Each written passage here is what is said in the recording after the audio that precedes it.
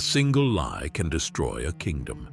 An illegitimate child can topple a throne. When Robert Baratheon rode into Winterfell that day, he brought death with him. He just didn't know it yet. The King of the Seven Kingdoms had come north to ask his oldest friend Ned Stark to be his hand. It seemed like honor. It was actually a death sentence. The story begins with blood on the snow and a secret that would unravel everything. Just weeks before the royal visit, Ned Stark's young son Bran was climbing the walls of Winterfell like he had done 1,000 times before. The boy loved to scale the old stones and see his world from above. That morning, he climbed too high and saw something that changed everything. Queen Cersei and her twin brother Jaime were together in ways that brothers and sisters should never be. Jaime Lannister looked into those innocent eyes and made a choice that would echo through the years. He pushed the boy from the tower window.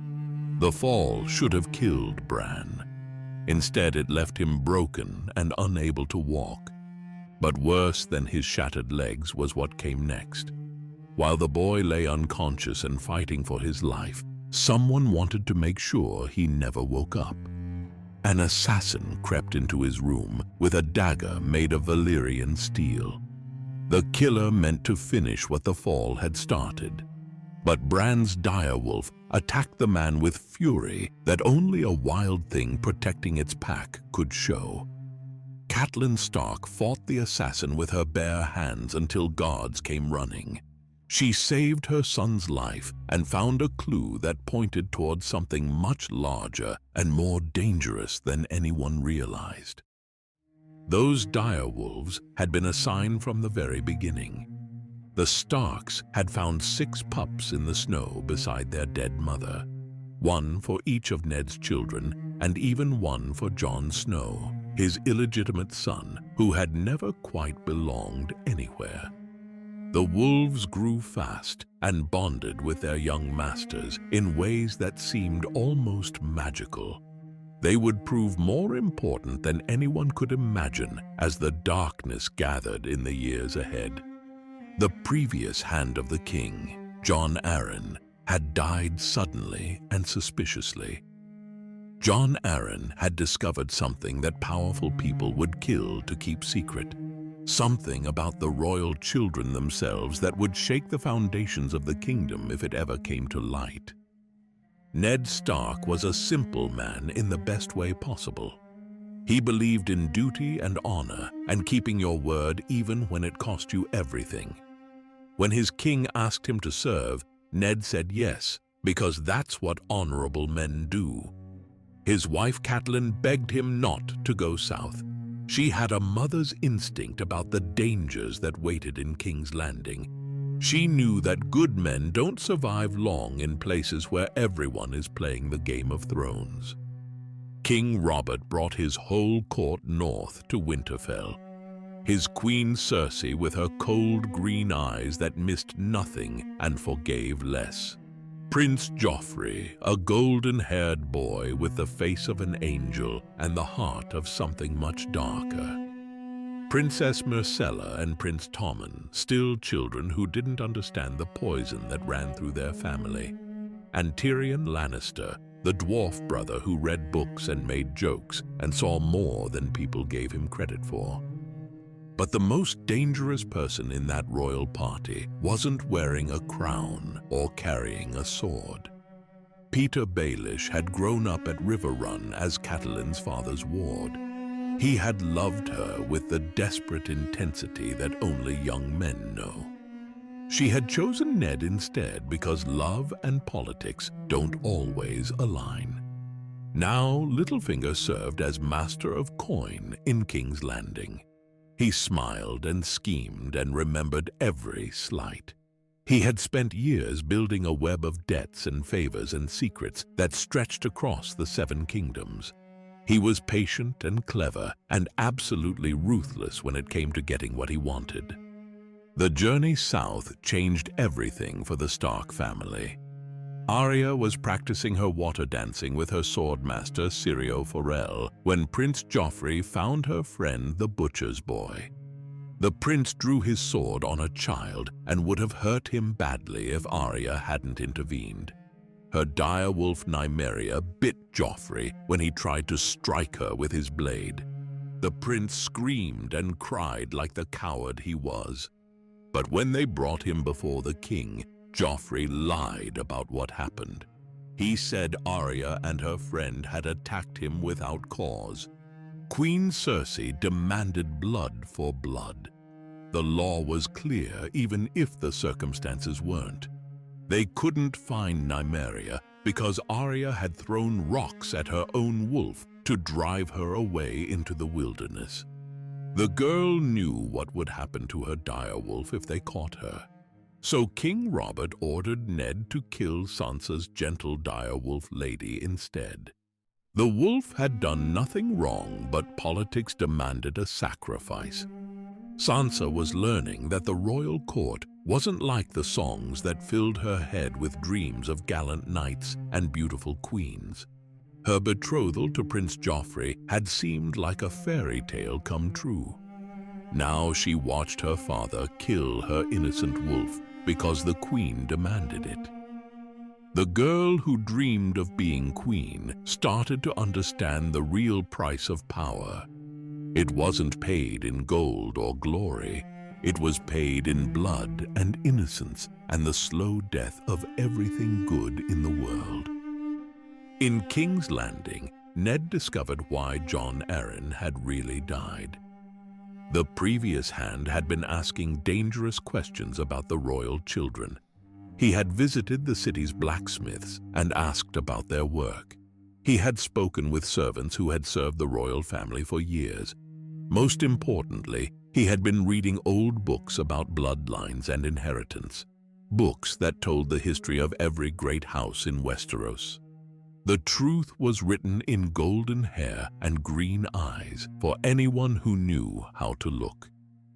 Every child born to House Baratheon for 300 years had been black of hair and strong of build.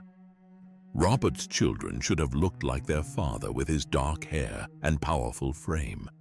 Instead, they looked exactly like their mother and nothing like the king who claimed them. Joffrey, Myrcella, and Tommen weren't Robert's heirs at all. They were the products of the unnatural relationship between the queen and her twin brother. The royal bloodline was a lie that had fooled the entire kingdom. Ned Stark was an honorable man who believed that truth mattered more than convenience. He gave Cersei a chance to take her children and flee to the free cities before he told Robert what he had learned. She looked at him with those cold green eyes and refused. She told him she would fight for her children with everything she had. She would lie and kill and burn the kingdom to ash before she let anyone take them from her. She was a lioness, protecting her cubs, and that made her more dangerous than any army. But Robert never learned about his wife's betrayal. The king who had won his throne with a war hammer loved to hunt wild boar in the Kingswood. It was one of the few things that still brought him joy in a life that had grown heavy with disappointment and wine. Cersei made sure her cousin Lancel gave Robert too much strong wine before the hunt. The king was drunk when he faced the massive boar that would kill him. The beast's tusk opened Robert's belly and left him dying slowly over several days. On his deathbed, Robert named Ned as regent until Joffrey came of age. The king trusted his old friend to guide his son and keep the kingdom safe. But Ned couldn't stomach the idea of the illegitimate child Joffrey sitting the Iron Throne. He changed the words in the royal decree. Instead of naming Joffrey, he wrote that Stannis Baratheon was the rightful heir. Robert's younger brother was hard and humorless, but he was legitimate. Ned planned to reveal the truth about Cersei's children and see justice done, even if it meant war. Littlefinger had other plans that didn't include justice or honor or anything that might threaten his own careful schemes. He promised Ned the support of the City Watch when the time came to act. He looked the honorable lord in the eye and lied without hesitation. When Ned tried to arrest Cersei and her children in the throne room, the gold cloaks turned their swords on him instead. Littlefinger held a dagger to Ned's throat and whispered that he had warned him not to trust anyone in King's Landing. Young Joffrey sat the Iron Throne for the first time and had Ned Stark arrested for treason. Everyone expected the boy king to show mercy. His mother urged him to be wise. His grandfather would have counseled patience. Instead, Joffrey revealed the monster that lived behind his pretty face. He ordered his guards to bring him Ned Stark's head on a spike. They made Sansa watch her father die. They held her on the steps of the great sept of Baelor while the crowd bayed for blood. Ned looked into the crowd and saw Arya's face in the distance. Yoren of the Night's Watch was already pulling the girl away to safety. Ned spoke his false confession to treason because he thought it might save his daughters. Then Ice, his own ancestral sword, took his head clean off. The blade that had served House Stark for centuries killed its last lord. The moment Ned Stark died, the war began in earnest. Robb Stark had already called his banners when word came of his father's imprisonment. The young wolf was 19 years old and had never led men in battle. But he had his father's honor and his mother's fierce intelligence. When the ravens brought news of Ned's execution, the northern lords bent the knee to their boy king.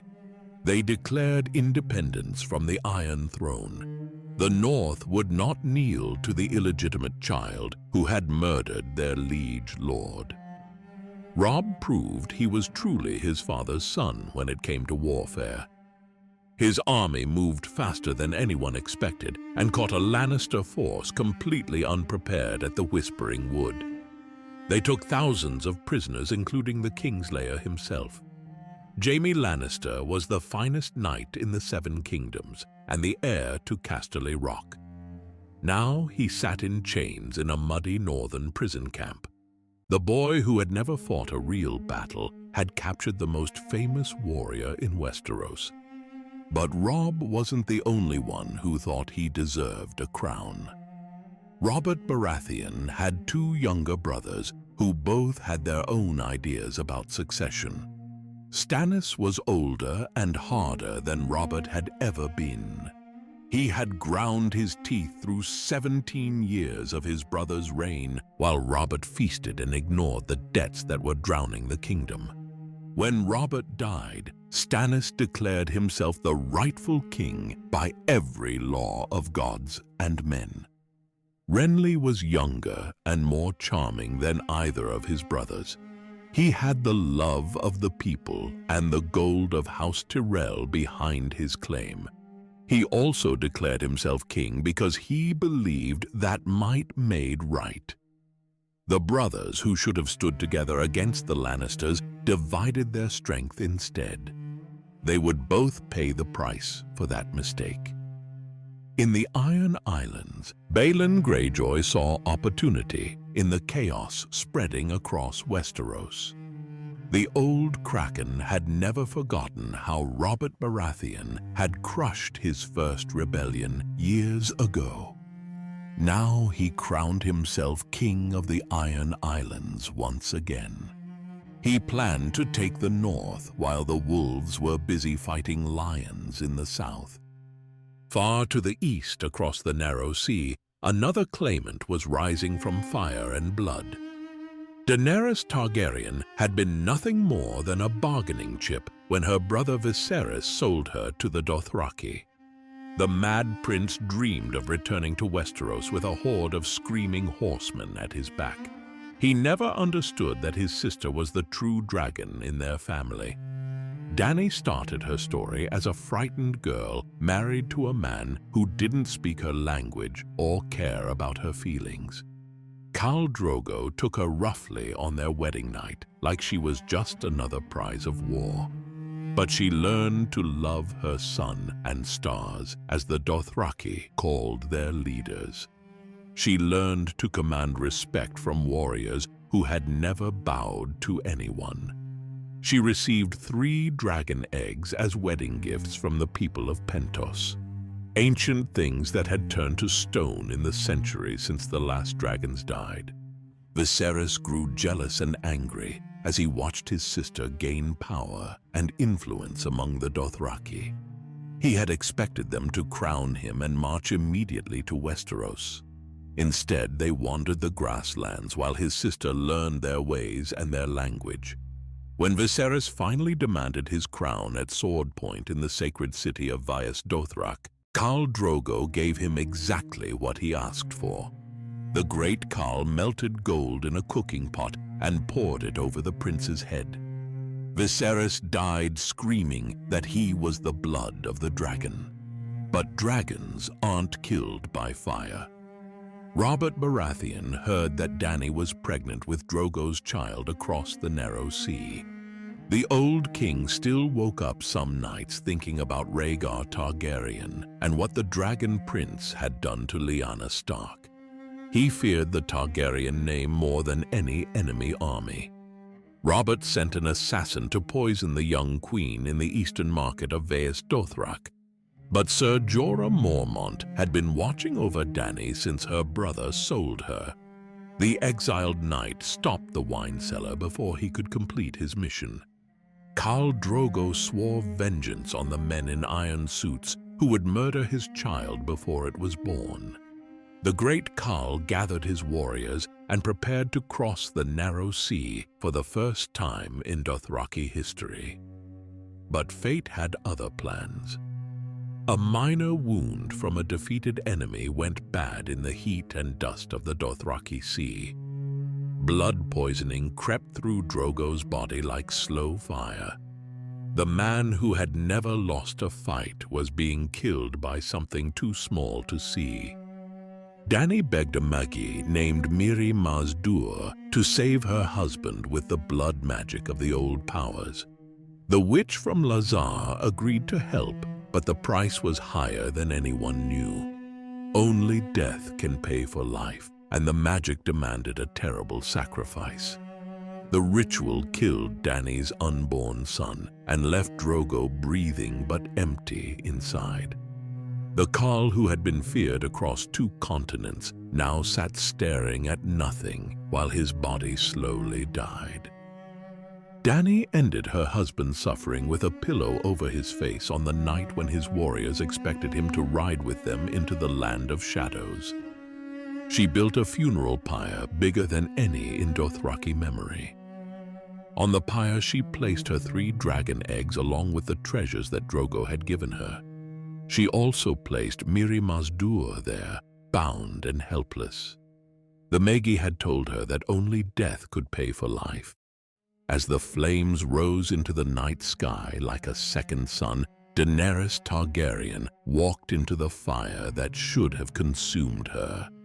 The heat touched her skin like a warm bath instead of the agony that fire brings to ordinary people.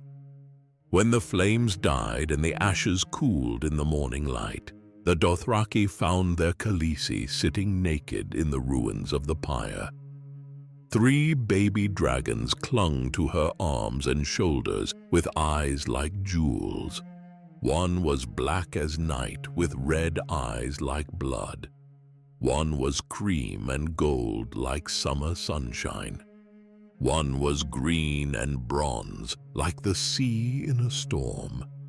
For the first time in over a century, dragons had returned to the world.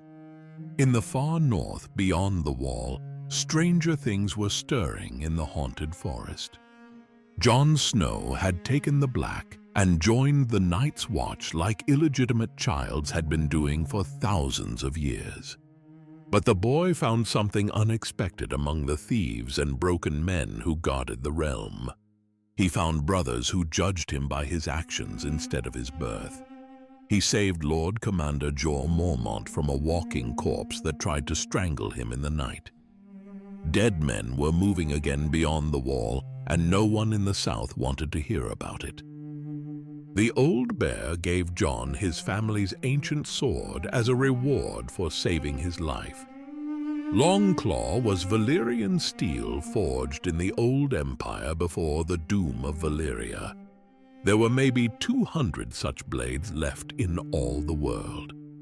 Jon would need that steel in the wars to come because Valyrian blades could cut through things that normal swords could not touch. Jon wanted to ride south and join his brother's war when the ravens brought news of Ned's death. The illegitimate child, who had never quite belonged anywhere, suddenly felt the pull of family stronger than ever before. But his sworn brothers talked him out of desertion. Sam Tarly reminded him that the Night's Watch takes no part in the wars of kings. They had made vows that bound them until death. Jon stayed true to his oath even though his heart was breaking for his family. The realm that Robert Baratheon had ruled for 17 years was tearing itself apart like a body eating its own flesh. 5 kings now claimed the Iron Throne or their own independence. The War of the 5 Kings had begun in earnest. Noble houses that had served together for centuries drew swords against each other. Brothers fought brothers. Fathers disowned sons. The Game of Thrones was being played with real pieces now, and the cost would be measured in rivers of blood. In the Red Keep, Queen Cersei ruled through her mad son, while Tywin Lannister gathered his armies in the west. Joffrey delighted in cruelty, like other boys delighted in sweets. He made Sansa look at her father's head, mounted on a spike above the gates. He promised to show her Robb's head when he took it. The girl who had dreamed of being queen now understood that queens could be prisoners in golden cages. But winter was coming to Westeros like it always had. And winter brought things much worse than the ambitions of kings and queens. The wheel that had crushed so many people for so many years was beginning to turn faster than ever before. The game was changing, and none of the players understood the rules anymore.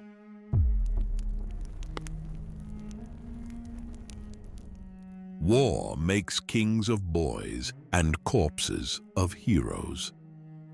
In the year after Ned Stark's death, 5 men called themselves king, while the realm bled around them. The War of the 5 Kings had begun in earnest, and it would reshape the very soul of Westeros. Robb Stark proved his father's blood ran true in his veins when he won 3 straight victories against Lannister armies. The young wolf was barely 20, but he commanded his men like he had been born to it. His dire wolf, Grey Wind, fought beside him in every battle, tearing throats and spreading terror among enemy ranks. The Northern Lords watched their boy king cut through seasoned knights and knew they had chosen well. But winning battles and winning wars are different things entirely. Robb sent terms to King's Landing that any reasonable ruler would have accepted. He offered peace if the North's independence was recognized and his sisters were returned safe and whole. Queen Cersei read his message and laughed. She had no intention of letting the Northern rebels keep what they had taken by force. Her father, Tywin, was already gathering the largest army the West had seen in generations. In the South, the Baratheon brothers were tearing each other apart instead of uniting against their common enemies. Stannis Baratheon was older and harder than Robert had ever been. He had served his brother faithfully for 17 years, while Robert stuffed his face and drained the crown's treasury like a spoiled king. Now Stannis declared himself the rightful king by every law of gods and men. He knew the truth about Joffrey's parentage, and he meant to see justice done even if it meant burning the entire kingdom. Stannis had found religion in his middle years, but it wasn't the old gods or the new that called to him. He followed the Lord of Light now, and his red priestess Melisandre, who promised him victory through fire and blood. The woman from Ashai had powers that went beyond the natural world. She could see things in her flames that others could not, and she spoke of shadows that would serve the one true king. Renly Baratheon took a different path to the throne. He was younger and more charming than either of his brothers. Where Stannis ground his teeth and spoke of duty, Renly smiled and made friends with everyone he met. He married Margaery Tyrell and brought the wealth of the Reach behind his claim. The Tyrells could feed armies while other houses struggled to put bread on their tables. Renly's host was the largest in the Seven Kingdoms, and he used it to declare himself king at Highgarden. The two brothers who should have stood together against the Lannisters prepared for war against each other instead. Catelyn Stark rode south to treat with Renly and found him playing at war like it was all some grand tournament. He had made Brienne of Tarth his newest Kingsguard because she had won his melee by defeating knights twice her size. The woman from Tarth was ugly as sin, but she could fight like the warrior himself had taught her. Catelyn tried to broker peace between the brothers, but some wounds are too deep to heal with words. The meeting at Storm's End should have been the moment when the rebels united their strength. Instead, it became the night when everything went wrong. Melisandre used powers that had no place in the world of men. She gave birth to a shadow creature that moved like smoke and struck like steel. The thing that crawled from between her legs slipped through stone walls and found Renly in his tent. Brienne was with her king when the shadow came for him. She watched in horror as something that should not exist drove a blade of darkness through Renly's heart. The guards found her standing over his body, with his blood on her hands and steel in her grip. They would have killed her for kinslaying if Catelyn hadn't spoken for her. The two women fled into the night, while Renly's great host melted away like snow in spring. Most of his bannermen bent the knee to Stannis because they had nowhere else to go. But the Tyrells remembered that Stannis had shown their daughter no kindness when she needed it most. They would not forget that slight, and it would cost him dearly in the years to come. Brienne of Tarth swore herself to Catelyn Stark in payment for saving her life. She would serve House Stark until her dying day.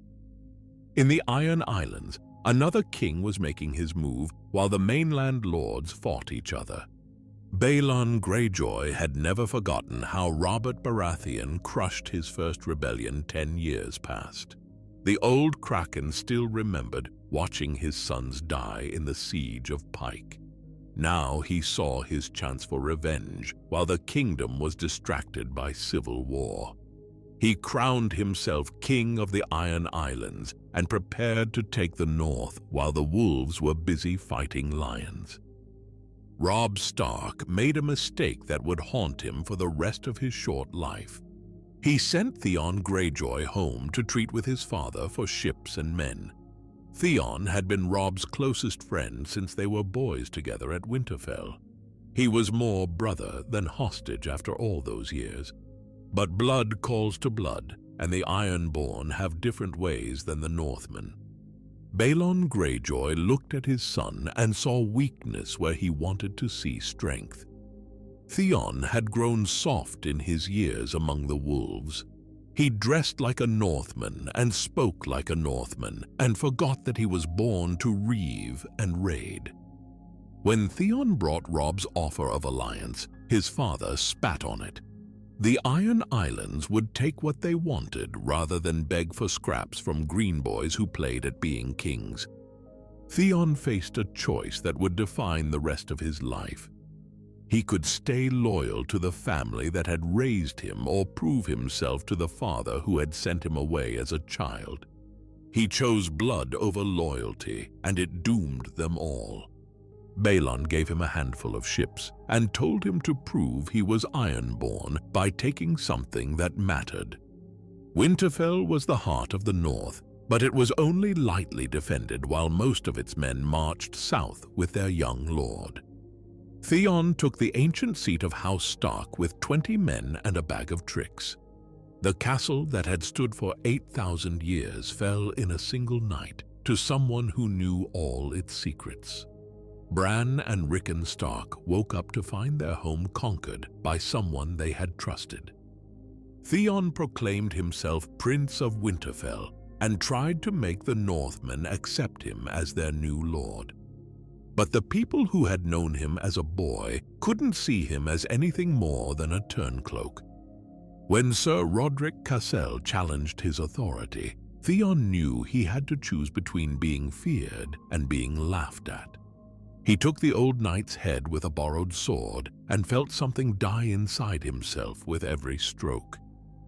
The younger Stark boys escaped in the night with help from Osha, the wildling woman, and Hodor, the simple giant. They knew every secret passage in the castle from years of playing hide-and-seek in its walls. When Theon couldn't find them, he made a choice that crossed a line no man should cross. He burned 2 farm boys and put their charred bodies on display as Bran and Rickon Stark.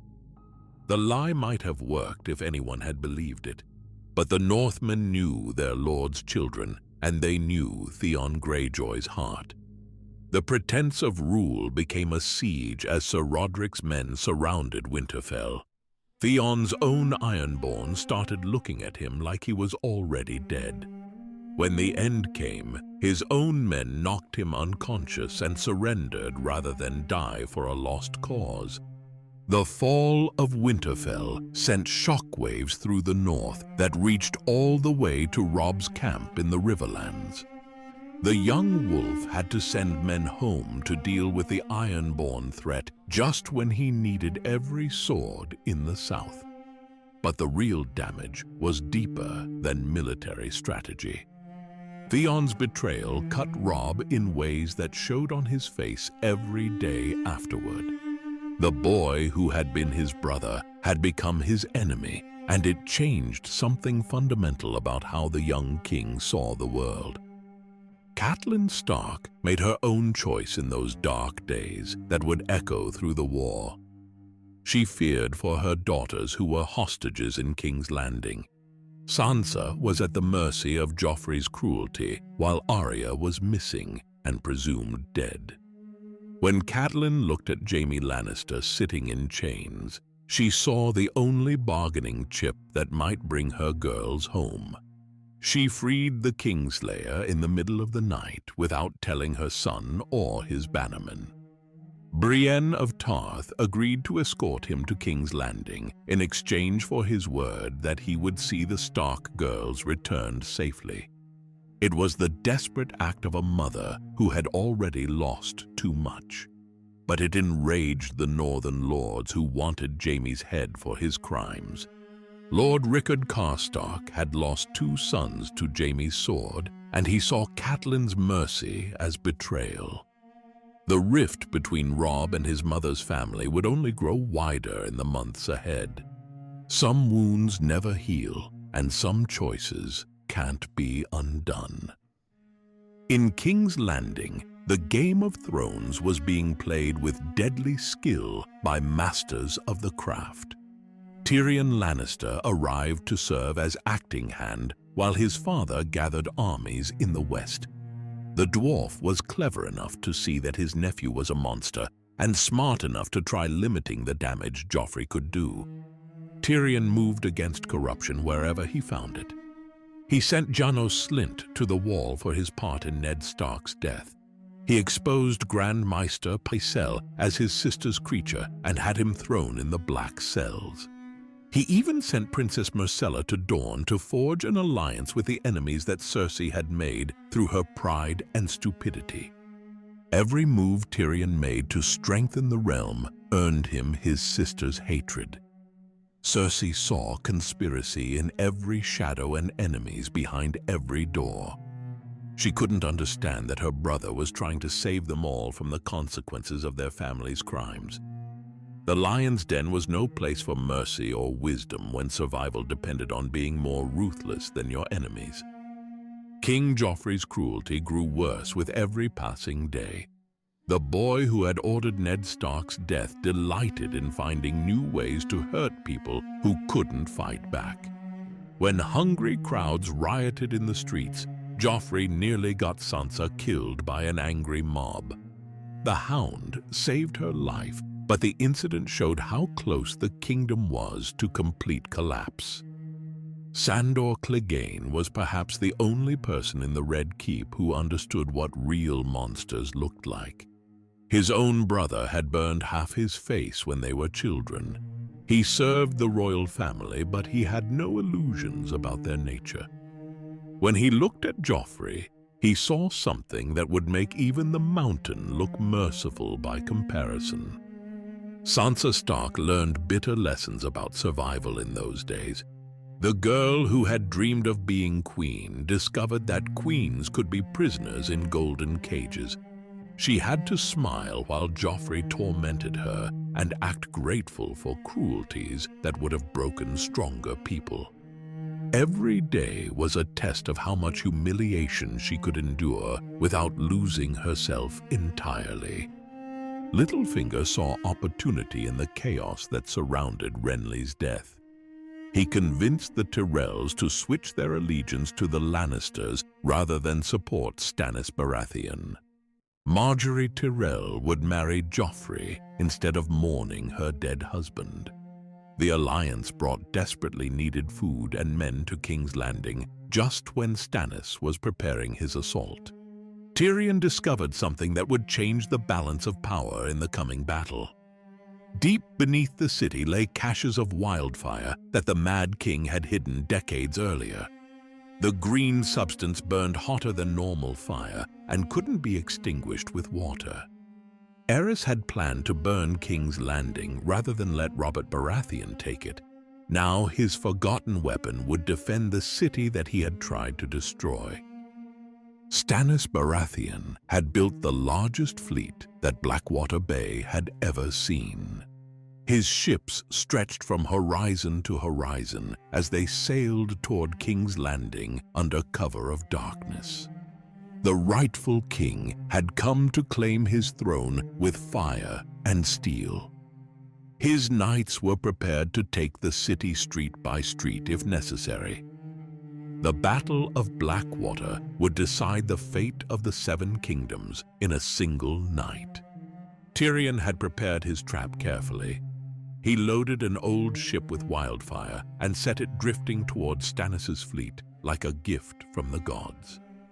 When the green fire exploded, it turned night into day and sent men screaming into the water with their flesh melting from their bones. But Stannis Baratheon was made of harder stuff than most men. He led the survivors ashore and scaled the walls of King's Landing while the defenders trembled behind their stones. His men fought like they believed their cause was righteous because their king had convinced them it was. They broke through the mud gate and poured into the city like a tide of steel and fury. Joffrey proved his cowardice when real danger finally came for him. The boy king fled to the safety of the Red Keep and left his men to die without their royal leader. Tyrion rallied the defenders and led them into battle himself, despite being half the size of the men he commanded. The dwarf, who had been mocked all his life, showed more courage than the king who had ordered brave men to their deaths. The Hound abandoned his post when the wildfire reminded him too much of his childhood trauma. Sandor Clegane had faced death 100 times, but he couldn't bear the sight of flames eating men alive. He offered to take Sansa away from the madness, but she chose to stay because she still had family somewhere in the world who might need her to survive. When Stannis' forces finally breached the city's defenses, it seemed like the crown was lost.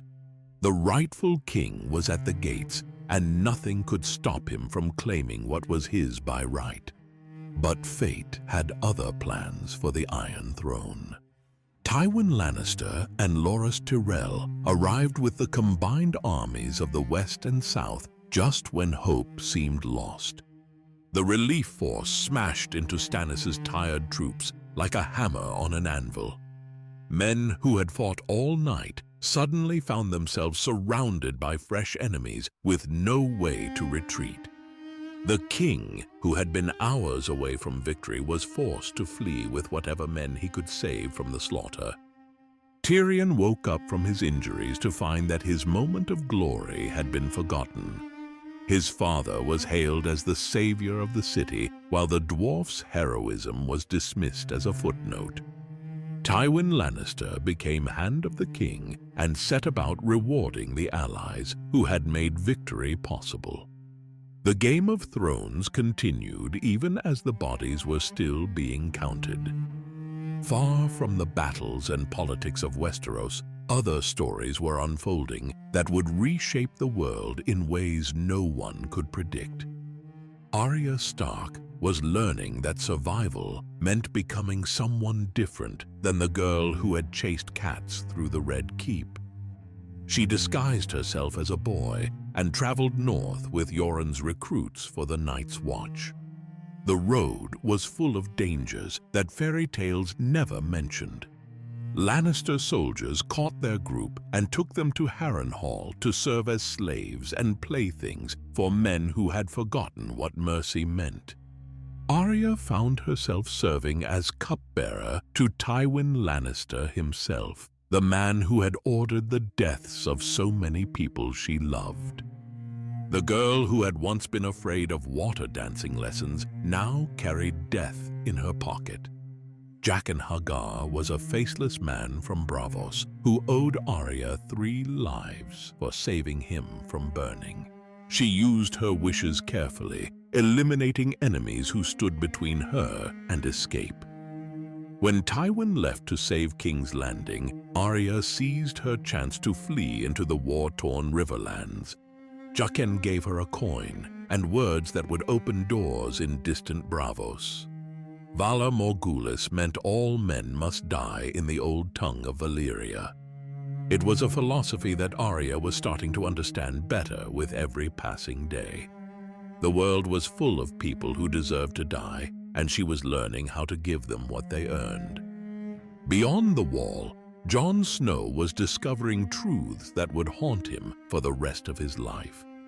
The Night's Watch expedition had found Craster's Keep, where the Wildling Lord made bargains with things that should not exist. The old man sacrificed his newborn sons to the White Walkers in exchange for being left alone. It was an arrangement that Lord Commander Mormont tolerated because alternatives were worse. Jon joined Qhorin Halfhand on a mission to spy on the Wildling army that was gathering in the Frostfangs. They found more than they bargained for when they captured a girl named Ygritte who knew things that Jon had never been taught. She spoke of freedom and choices and living life on your own terms instead of following rules made by dead men. When their mission went wrong and they were captured, Qhorin made a sacrifice that saved Jon's life. The legendary ranger forced Jon to kill him to convince the wildlings that the illegitimate child had truly turned his cloak. It was a lesson in how far good men would go to serve the greater good. Jon joined Mance Rayder's host as a spy, but found himself torn between duty and understanding.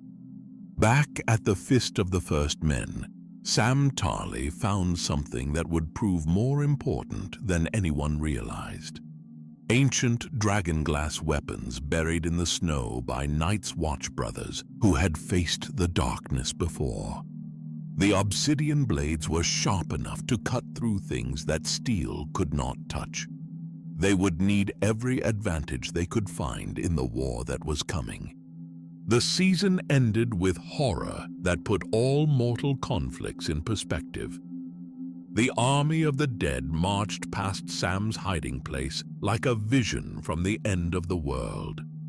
White walkers on dead horses led whites that had once been human. The Night King rode at their head like death itself given form and purpose.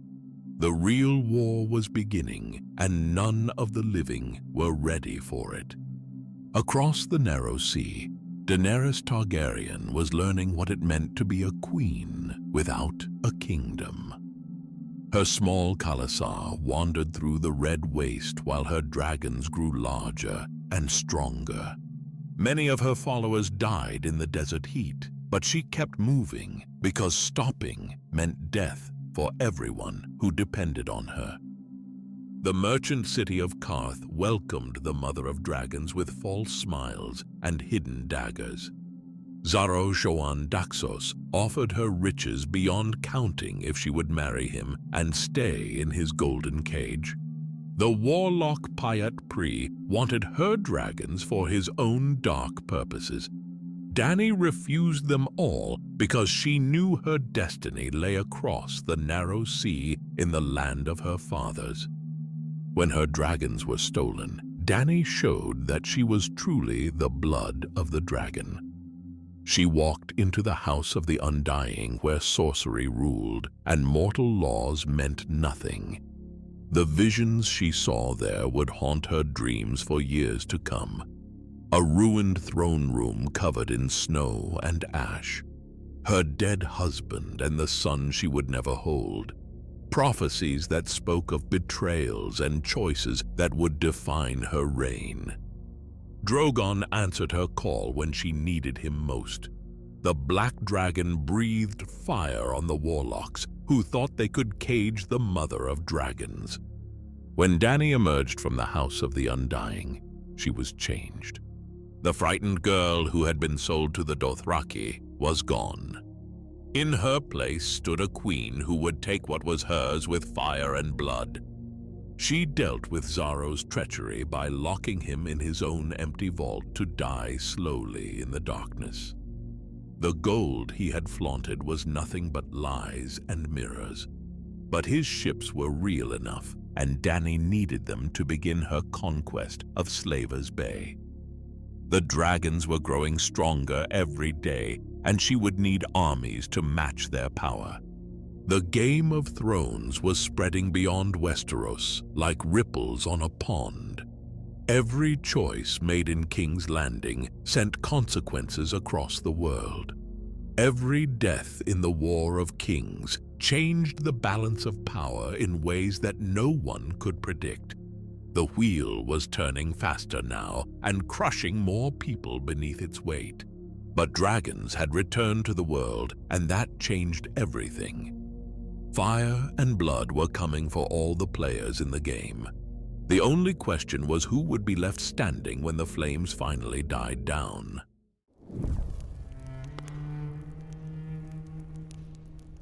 Some betrayals cut so deep they changed the world forever. Some weddings end not with celebration, but with slaughter that echoes through generations. The war had been grinding on for 2 brutal years when everything changed in a single night at the Twins. What happened there would be remembered as the Red Wedding, and it would teach the realm that honor was a luxury that dead men could not afford. Robb Stark had started the war as the young wolf, winning victory after victory against seasoned Lannister commanders. But wars are not won by courage alone, and the mistakes that Robb made in the name of love and honor would cost him everything he held dear. The first crack in his armor came when his mother freed Jaime Lannister in a desperate gamble to save her daughters. Catelyn's choice split the northern army down the middle. Lord Rickard Karstark had lost 2 sons to Jaime's sword at the Whispering Wood. When he learned that the Kingslayer had been set free to walk away from his crimes, something broke inside the old lord. Karstark took his revenge on 2 Lannister boys who had never held a sword in anger. He murdered them in their sleep like they were animals to be slaughtered. Robb faced an impossible choice when they brought Karstark before him in chains. The law was clear about what happened to men who killed prisoners under a peace banner. But Karstark commanded nearly 3,000 swords that Robb could not afford to lose. The young wolf chose justice over expedience. He took Karstark's head himself with the same sword his father had used to execute deserters. The northern lords who watched that execution learned something about their young king that day. Robb Stark would do what was right even when it destroyed him. It was a noble trait that would get him killed before his 20th birthday. With Karstark's men marching home and his army shrinking by the day, Robb needed allies more than ever. He had broken his promise to marry a Frey girl when he wed Talisa Maegir for love instead of politics. Now he had to crawl back to the twins and beg Walder Frey's forgiveness for the slight. Lord Walder had waited 90 years to see a king kneel before him.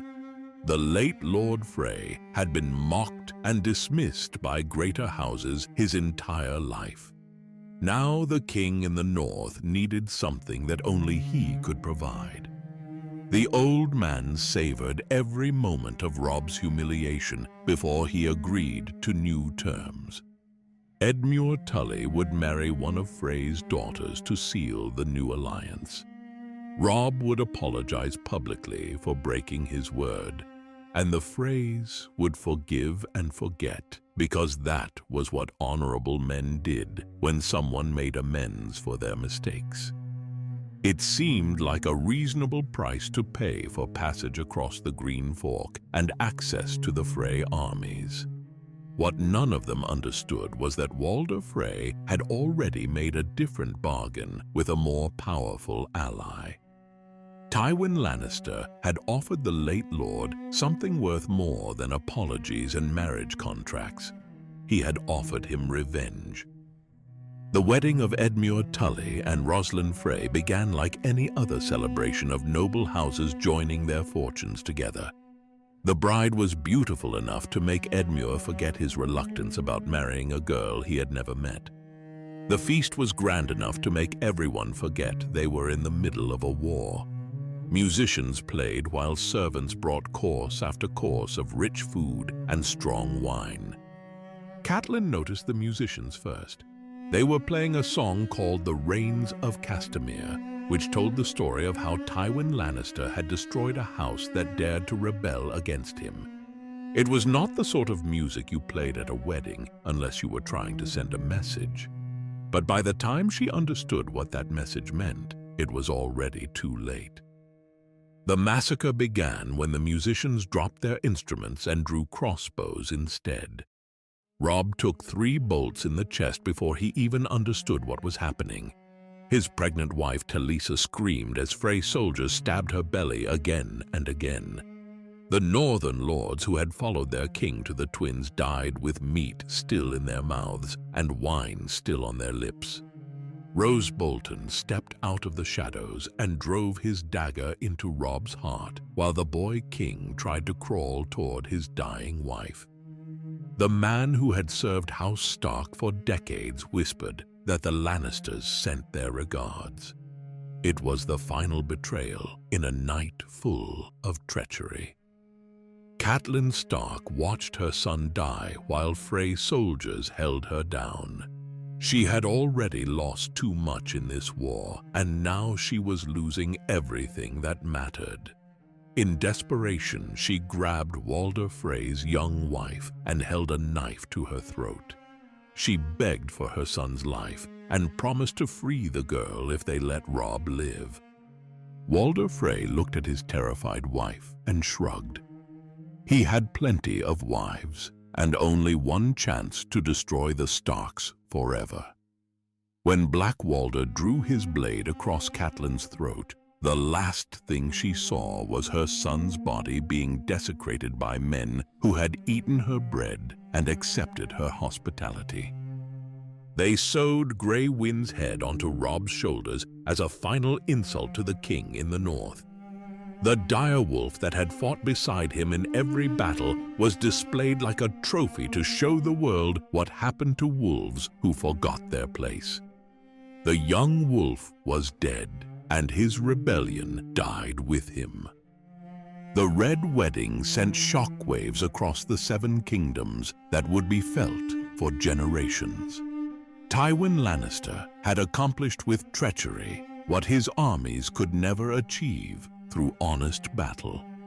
The Northern Rebellion was broken in a single night without losing a single Lannister soldier. But the cost of that victory went beyond the lives lost at the Twins.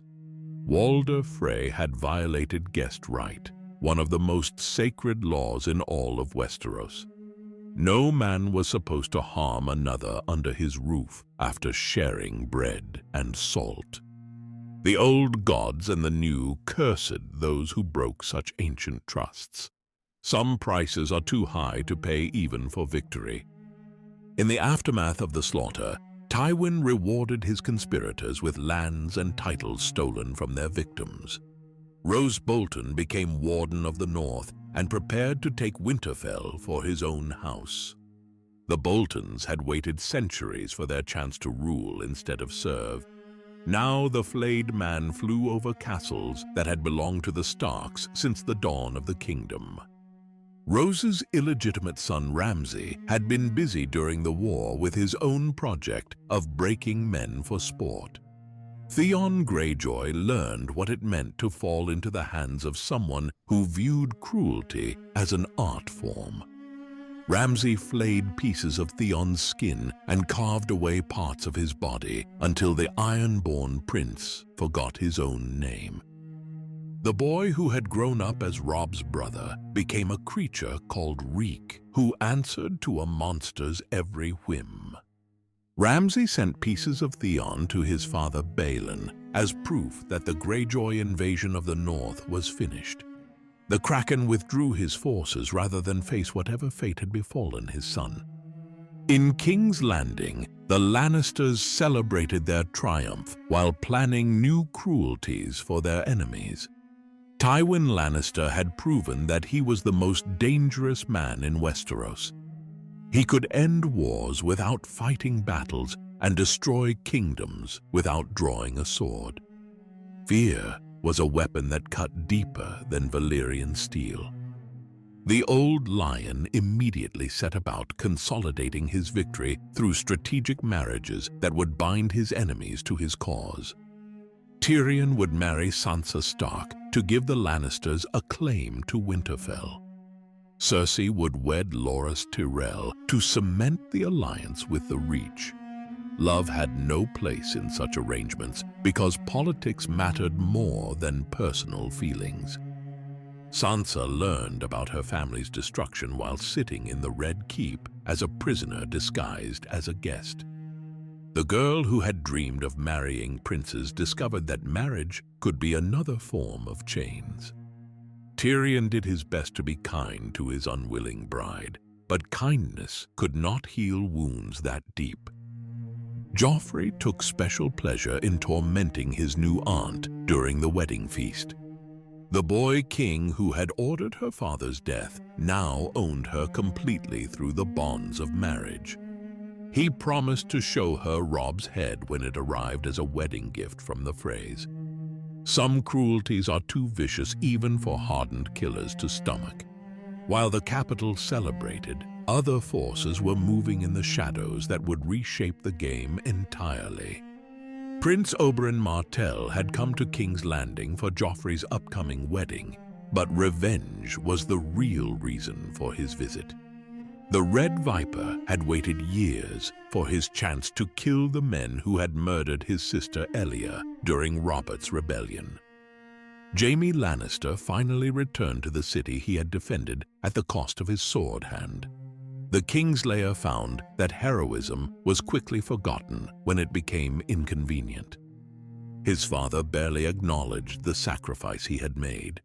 His sister had grown cold during his long absence. The man who had saved King's Landing from wildfire was treated like a crippled relic of better days. The bond that Jaime had formed with Brienne of Tarth during their journey changed something fundamental in his character. She had shown him what honor looked like when it was not twisted by politics or family loyalty. He had saved her from a bear pit when it would have been easier to let her die. For the first time in his life, Jaime had done something purely good without calculating the cost. But King's Landing was not a place where good deeds were rewarded or remembered. The Game of Thrones continued even as the players changed. New alliances formed while old enemies sharpened their knives in the darkness. The wheel kept turning and crushing everyone who got caught beneath it. Far from the intrigues of the capital, Arya Stark was learning lessons about survival that no highborn girl should ever need to know. The Hound had captured her while she fled from the Brotherhood without banners. Sandor Clegane saw a chance to ransom the last surviving Stark daughter to her family for enough gold to disappear from the world.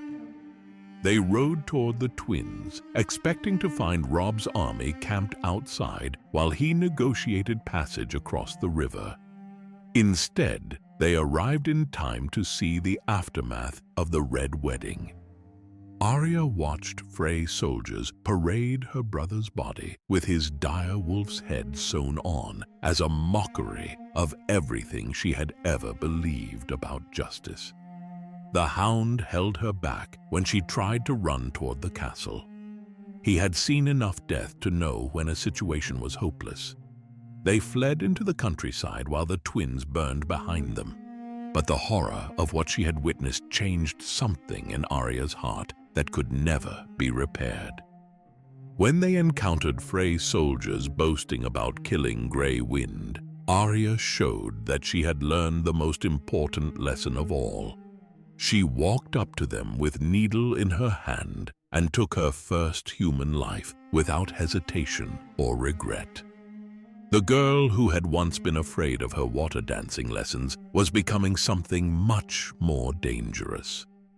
Meanwhile, Bran Stark continued his journey toward mysteries that would reshape the fate of the world. The young lord who could no longer walk had discovered powers that most people thought were just legends from the dawn of time. He could slip his consciousness into the minds of animals and see through their eyes. Sometimes he could even touch the simple mind of Hodor when fear overwhelmed the gentle giant. Jojen Reed taught him that he was a warg, one of the few people still alive who carried the old blood in their veins. More than that, he was a greenseer who could see beyond the normal world into the realm of dreams and prophecy. The three-eyed raven was calling to him from beyond the wall, and Bran knew he had to answer that call no matter what it cost. They passed through the ruins of the Night Fort on their way north and encountered Sam Tarly with Gilly and her newborn son. Sam tried to convince Bran to come to Castle Black where Jon could protect him, but the boy who had always been protected by others was finally old enough to make his own choices about his destiny. Sam gave them dragonglass weapons and showed them the secret passage under the wall that would take them into the true north. It was the last help they would receive from the world of men. Beyond the wall waited wonders and terrors that no living person had seen for thousands of years. Across the narrow sea, Daenerys Targaryen was discovering what it meant to break chains that had bound people for centuries. The girl who had been sold like a broodmare had become a queen who commanded dragons and armies. Her ship sailed into Slaver's Bay with the Targaryen banner flying proud above the waves. Astapor was built on the suffering of slaves who were trained from childhood to be perfect soldiers.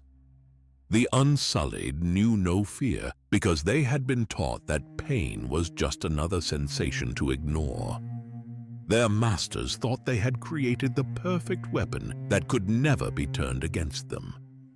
Daenerys proved them wrong in the most spectacular way possible. She pretended to be a naive girl who would trade away her dragon for an army of slaves. The masters saw only another foreign fool who would enrich them with her stupidity. They never suspected that she spoke High Valyrian better than most of them did. When she commanded the Unsullied to turn on their masters, the rigid discipline that made them perfect slaves made them perfect liberators instead. 8,000 warriors obeyed her voice rather than the men who had owned them since birth. Drogon's flames consumed Master Krasnys while he was still trying to understand how his property had learned to give orders. The girl who walked out of the ashes with 3 baby dragons had become the woman who commanded fire and blood. She asked the Unsullied if they would follow her as free men instead of slaves. The breaker of chains had found her first army. Yunkai fell almost as easily as Astapor when the second son switched sides rather than face dragons in battle. Daario Naharis killed his own captains to prove his devotion to the silver-haired queen who had turned their world upside down. Some men are drawn to power like moths to flame, and Daenerys burned brighter than anyone else in their world. The freed slaves called her Mhaisa, which meant mother in the old tongue of Giz. They lifted her up on their shoulders and carried her through the streets while her dragons circled overhead.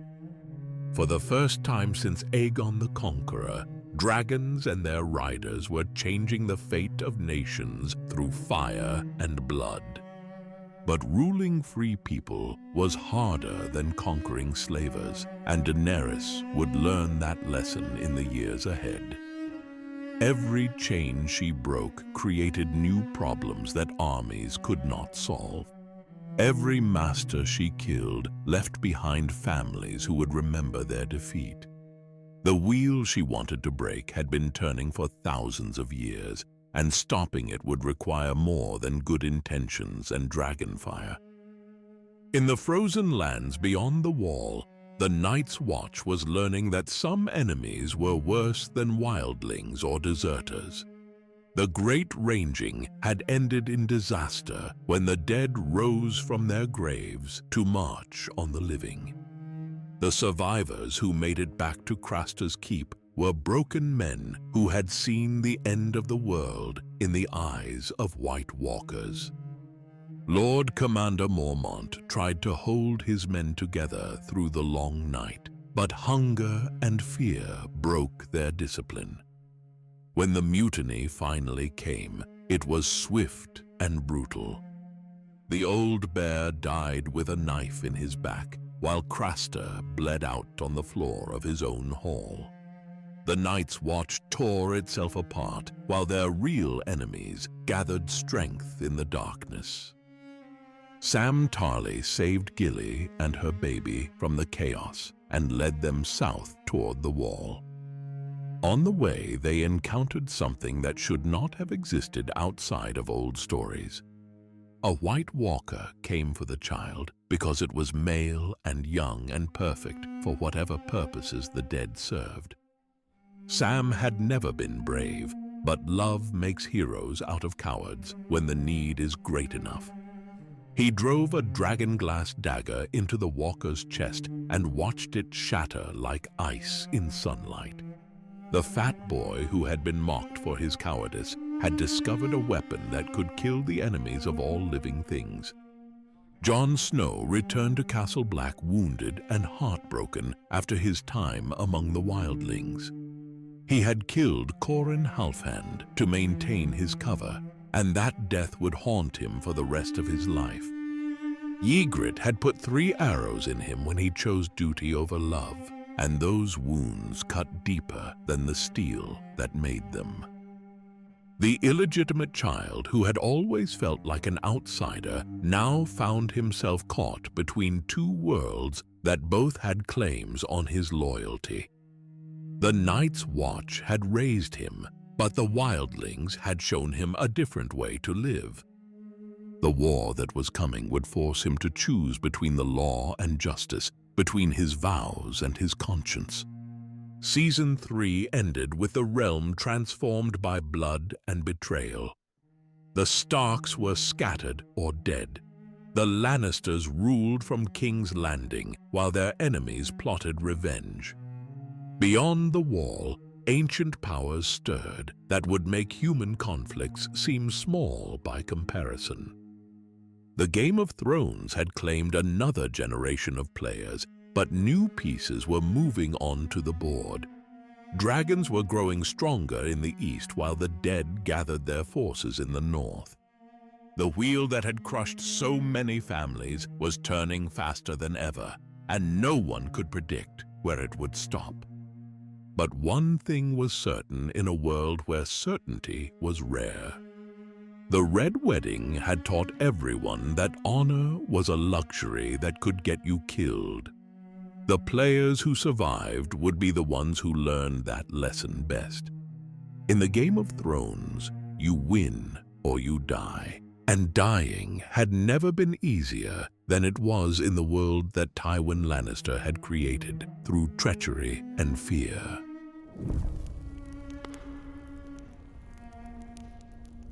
Death comes for kings and beggars alike. But some deaths change the world, while others are forgotten before the blood dries. The Purple Wedding would be remembered as the moment when the gods finally answered the prayers of everyone who had suffered under Joffrey Baratheon's reign. The boy king who had delighted in cruelty since he was old enough to hold a sword would die choking on his own blood while his wedding guests watched in horror. King's Landing had never seen a wedding as grand as the union between Joffrey and Margaery Tyrell. The Lannisters spared no expense in showing the realm that their power was absolute and their wealth endless. Gold flowed like water, while the finest cooks in the Seven Kingdoms prepared feasts that would feed a small army. The throne room was transformed into something from the most beautiful songs that bards sang about royal weddings. But Joffrey could not resist turning even his own wedding into an opportunity for cruelty. He staged a joust between dwarfs dressed as the 5 kings who had fought in the recent war. The audience was supposed to laugh at the mockery of dead men who had challenged Lannister power. Tyrion watched his nephew's entertainment with disgust while Sansa tried to disappear into her chair. The boy king called his uncle up to serve as his cupbearer, forcing the man who had saved King's Landing to grovel before him like a servant. Joffrey poured wine over Tyrion's head and demanded that he kneel to pick up the cup when it fell. It was the kind of petty humiliation that revealed more about Joffrey's character than any grand gesture ever could. But the gods have their own sense of justice, and sometimes they deliver it when mortals least expect it. Joffrey bit into a piece of pie and washed it down with wine that had been meant for his lips alone. Within moments, the boy who had terrorized a kingdom was clawing at his throat as poison burned through his veins. The Purple Wedding earned its name from the color of Joffrey's face as he died. His skin turned the shade of bruised fruit while he gasped for air that would not come. In his final moments, he pointed at Tyrion with an accusing finger. Cersei saw that gesture and immediately knew who she wanted to blame for her son's death.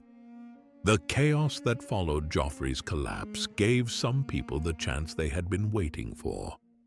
Sansa Stark vanished from the wedding feast as if she had never been there at all.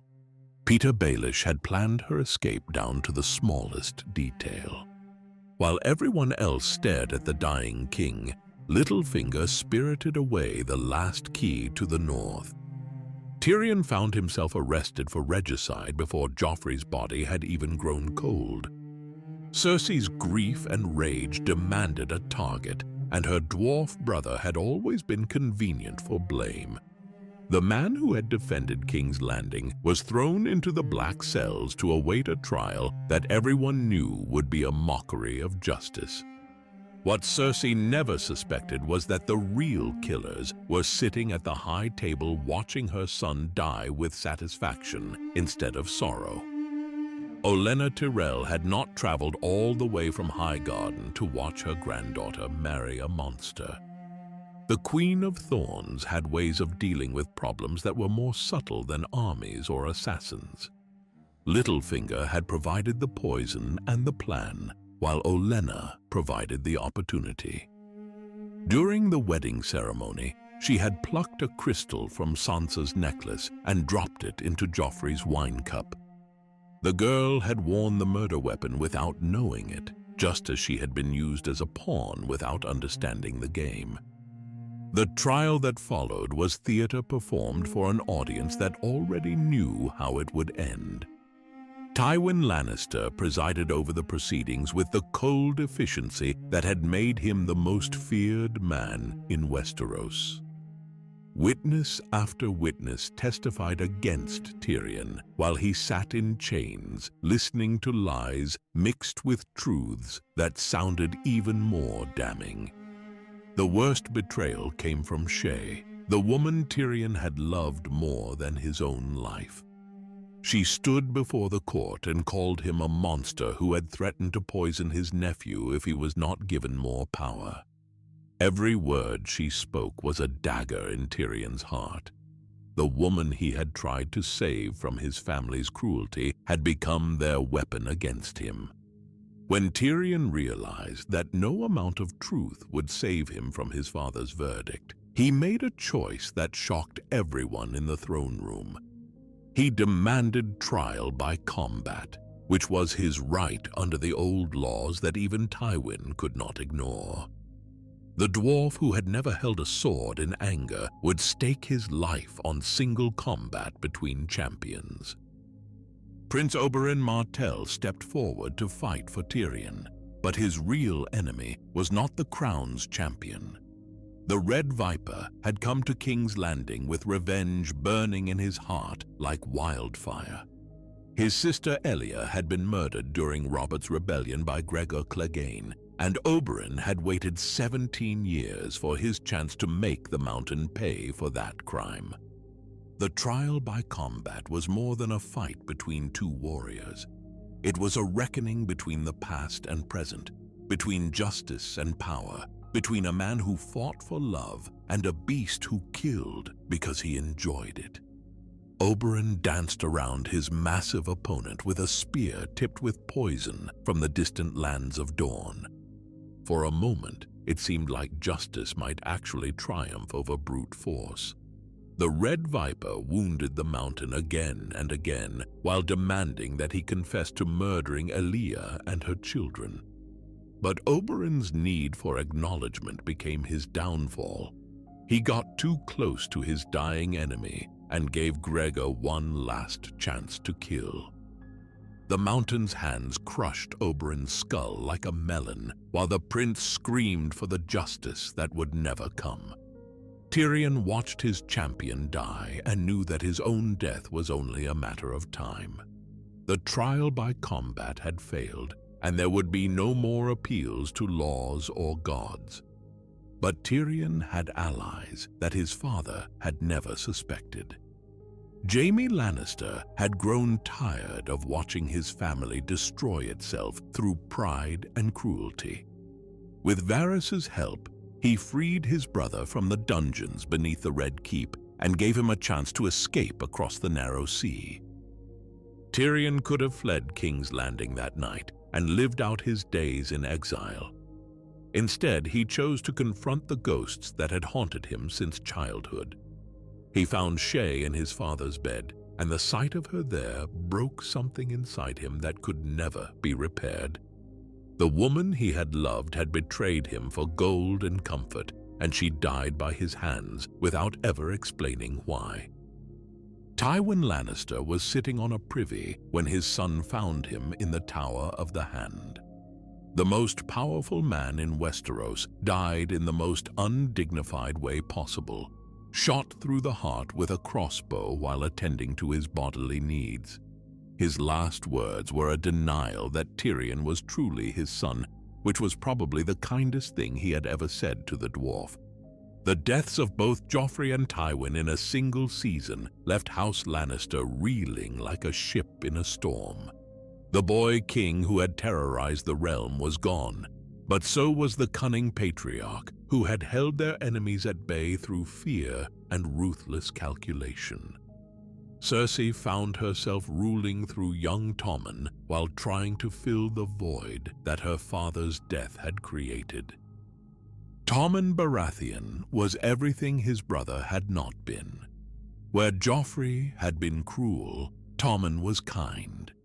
Where Joffrey had delighted in causing pain, Tommen wanted everyone to be happy.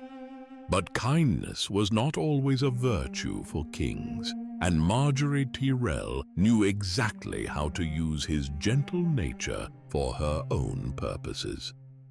The Rose of Highgarden wrapped the new king around her finger before he even understood what was happening.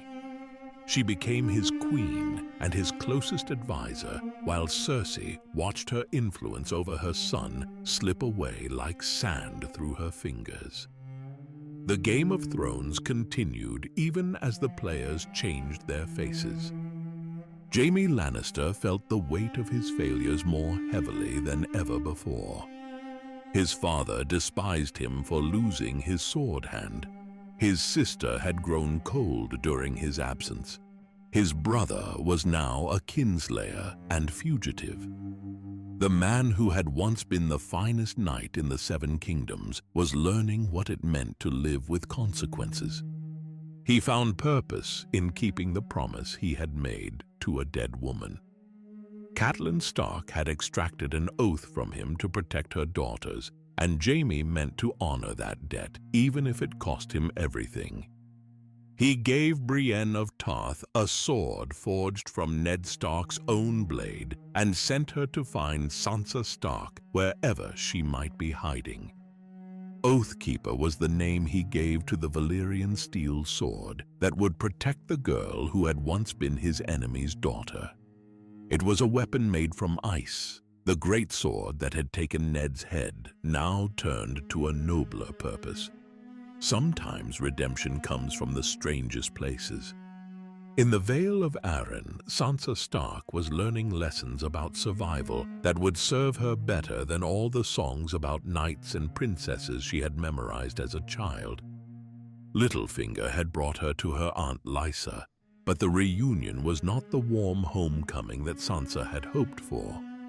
Lysa Arryn had spent years nursing her love for Petyr Baelish, like a poison that slowly consumed her sanity. She confessed to Sansa that she and Littlefinger had murdered Jon Arryn to start the war that had destroyed House Stark. The revelation that her family's downfall had been orchestrated by the man who now claimed to protect her was almost too much for Sansa to bear. When Lysa's jealousy finally drove her to try to murder Sansa at the Moon Door, Littlefinger made his choice with the cold calculation that had brought him so far from his humble beginnings. He pushed the woman who loved him to her death and told her that he had only ever loved her sister. Some truths are more devastating than any lie. Sansa helped Littlefinger cover up the murder by lying to the Lords of the Vale about what she had witnessed. It was the first time she had actively participated in the Game of Thrones instead of being a helpless piece moved by other players. The girl who had dreamed of being a queen was learning that queens must sometimes have blood on their hands. Far to the north, the war between the living and the free folk was reaching its climax at the Wall. Mance Rayder had gathered the largest army that had ever marched against the Night's Watch. 100,000 wildlings were coming south, and they would not be stopped by a few hundred Black brothers manning ancient fortifications. Jon Snow found himself caught between loyalty and love as the battle approached. He had lived among the wildlings and learned their ways. He understood that they were not the monsters that Southern lords believed them to be. They were people trying to survive in a harsh world where winter could last for years and the dead walked in the darkness. The attack on Castle Black came from both sides of the wall in a coordinated assault that nearly overwhelmed the defenders. Giants and mammoths tried to break through the tunnel, while wildling raiders scaled the southern face to attack the castle itself. The Night's Watch fought with the desperate courage of men who knew they were probably going to die. Gren and 5 other brothers held the tunnel against a giant and his mammoth, singing the oath of the Night's Watch as they fought to their last breath. Their sacrifice saved Castle Black from being overrun, but it cost the Watch some of its bravest men. The price of victory is always higher than anyone wants to pay. In the courtyard battle, Jon Snow faced enemies who had once been his friends. Ygritte found him in the chaos of combat and hesitated when she had him in her sights. The love they had shared in a cave beyond the wall stayed her hand for just a moment. But Ollie, a boy whose parents the wildlings had killed, did not hesitate when he saw his chance for revenge. Ygritte died in Jon's arms, with snow falling around them like the night they had first made love. She told him they should have stayed in the cave where they had been happy for a brief moment before duty and honor dragged them back to the world of wars and walls. Some love stories end with wedding bells, but most end with graves. Stannis Baratheon arrived at Castle Black like an answer to prayers that the Night's Watch had thought would go unheard. The rightful king had brought an army north to deal with threats that the lords of the south refused to acknowledge. His victory over Mance Rayder's host saved the wall and earned him Jon Snow's respect. Jon convinced Stannis to show mercy to the defeated wildlings rather than execute them all as traitors to the crown. It was a choice that would echo through the years ahead when the real war began against enemies that made human conflict seem petty by comparison. Sometimes the most important victories are the ones that preserve life instead of taking it. Beyond the wall, Bran Stark finally reached the destination that had been calling to him in dreams and visions. The cave beneath the great weirwood tree was protected by magic older than the wall itself, but getting there required passing through dangers that claimed one of his companions.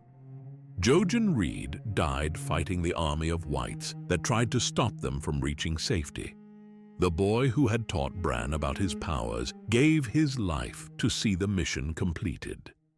Death is the price that someone always pays for prophecy and magic, even when the cause is just. The children of the forest saved Bran's party from the undead creatures that served the Night King. Leaf and her people had hidden in their cave for thousands of years, while the world above them forgot that magic had ever existed. Now they prepared to teach the last Greenseer everything he would need to know about the coming war. The three-eyed raven was older than anyone Bran had ever met, so ancient that his body had grown into the roots of the weirwood tree that sustained his life. He promised to teach Bran how to see across time and space, how to influence the past and shape the future. But such knowledge came with a price that would change Bran Stark into something that was no longer entirely human. Across the narrow sea, Daenerys Targaryen was learning that conquering cities was easier than ruling them. Meereen fell to her forces when the slaves rose up against their masters, but victory in battle was only the beginning of her challenges. The Sons of the Harpy began a campaign of terror against her soldiers, killing unsullied in the night and leaving harpy masks beside their bodies. Dany tried to balance justice with mercy by crucifying 163 masters in response to the 163 slave children they had murdered. But each act of justice created new enemies who would remember their grievances for generations. Breaking chains was simpler than healing the wounds that slavery had left on an entire civilization. The hardest lesson came when she discovered that Jorah Mormont had been spying on her for Robert Baratheon since the beginning of their relationship. The man who had saved her life and guided her across the Dothraki Sea had originally been paid to watch her for her enemies. Trust, once broken, could never be fully repaired. Dany exiled Jorah from Meereen despite his pleas for forgiveness. It was a choice that broke her heart, but proved that she could put duty above personal feelings when necessary. Queens cannot afford to keep advisors whose loyalty has ever been in question, no matter how much they care about them personally. Her dragons were growing larger and more dangerous with each passing day. Drogon killed a 3-year-old girl in the countryside around Meereen, and Dany knew that she could no longer let them roam free. She chained Viserion and Rhaegal in the catacombs beneath the Great Pyramid, but Drogon disappeared before she could capture him. The decision to imprison her dragons was one of the hardest things Daenerys had ever done. They were her children in every way that mattered, but they were also weapons of mass destruction that could kill innocent people if she lost control of them. Sometimes love means making choices that cause pain for everyone involved. By the end of the season, Daenerys sat on a throne made of stone in a pyramid built by slaves. She ruled over a city that struggled to adjust to freedom, while enemies plotted against her in the shadows. The girl who had walked out of fire with baby dragons had become a queen, but ruling was proving to be harder than conquering. The theme of the season was written in the words that every faceless man knew by heart. Vala Morghulis meant all men must die in the ancient tongue of Valyria. Kings and queens, heroes and villains, the just and the wicked all faced the same fate in the end. Death was the only god that everyone served, whether they knew it or not. But some deaths mattered more than others. Joffrey's poisoning ended a reign of terror that had lasted too long. Tywin's murder removed the most dangerous player from the Game of Thrones. Oberyn's death showed that justice was still a rare commodity in a world ruled by strength and cunning. The wheel continued to turn and crush everyone who got caught beneath it. New players stepped forward to take the places of the fallen, while old enemies sharpened their knives in the darkness. The Game of Thrones never ended because there were always people willing to pay its price in blood and tears. But beyond the wall, forces were stirring that would make human conflict seem small by comparison. The real war was coming, and it would test everything that the living thought they knew about survival. Winter was more than a season in the world of ice and fire. It was a promise that death would come for everyone in the end, regardless of which throne they sat on or which crown they wore.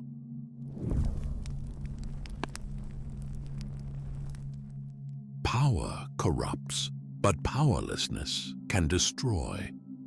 Sometimes the weapons you forge to hurt your enemies end up cutting your own throat. Cersei Lannister thought she was playing the game better than anyone else when she decided to arm religious fanatics to destroy her rivals. The Queen Regent had watched the Tyrells wrap her son Tommen around their fingers like he was a puppet made of silk and gold. Margaery had become everything to the boy king, while Cersei found herself pushed to the edges of power in her own kingdom. The solution seemed simple enough. King's Landing was full of poor people who resented the rich and pious folk who remembered when the faith had teeth. Cersei found their leader in a man who called himself the High Sparrow, a humble septon who walked barefoot through the streets and preached about the corruption of the powerful. What Cersei saw was a useful tool for bringing down her enemies. What she missed was that tools have a way of turning in your hand when you least expect it. The High Sparrow looked like a harmless old man, but he had the kind of certainty that could move mountains and topple thrones. He believed that all men were equal in the eyes of the gods, and that included queens who thought themselves above divine judgment. The faith militant had been disbanded for centuries because everyone understood how dangerous it was to give swords to people who thought they were doing holy work. Cersei brought them back because she needed an army that answered to someone other than the crown. She gave them the authority to arrest anyone who violated the sacred laws, and they went to work with the enthusiasm of true believers. Sir Loras Tyrell was their first target, arrested for the crime of loving men instead of women. The faith considered such desires an abomination, and they had no tolerance for sins that offended their version of righteousness. When Queen Margaery tried to defend her brother by lying about his behavior, they arrested her too for bearing false witness before the gods. Cersei watched her rivals dragged away in chains and felt the sweet satisfaction of a plan perfectly executed. The Tyrells had played the Game of Thrones with flowers and smiles, but the faith militant played it with iron and fire. For a moment, it seemed like Cersei had found the perfect way to destroy her enemies without getting her own hands dirty. But the High Sparrow had not survived on the streets by being naive about human nature. He knew that anyone could be brought low if you dug deep enough into their past.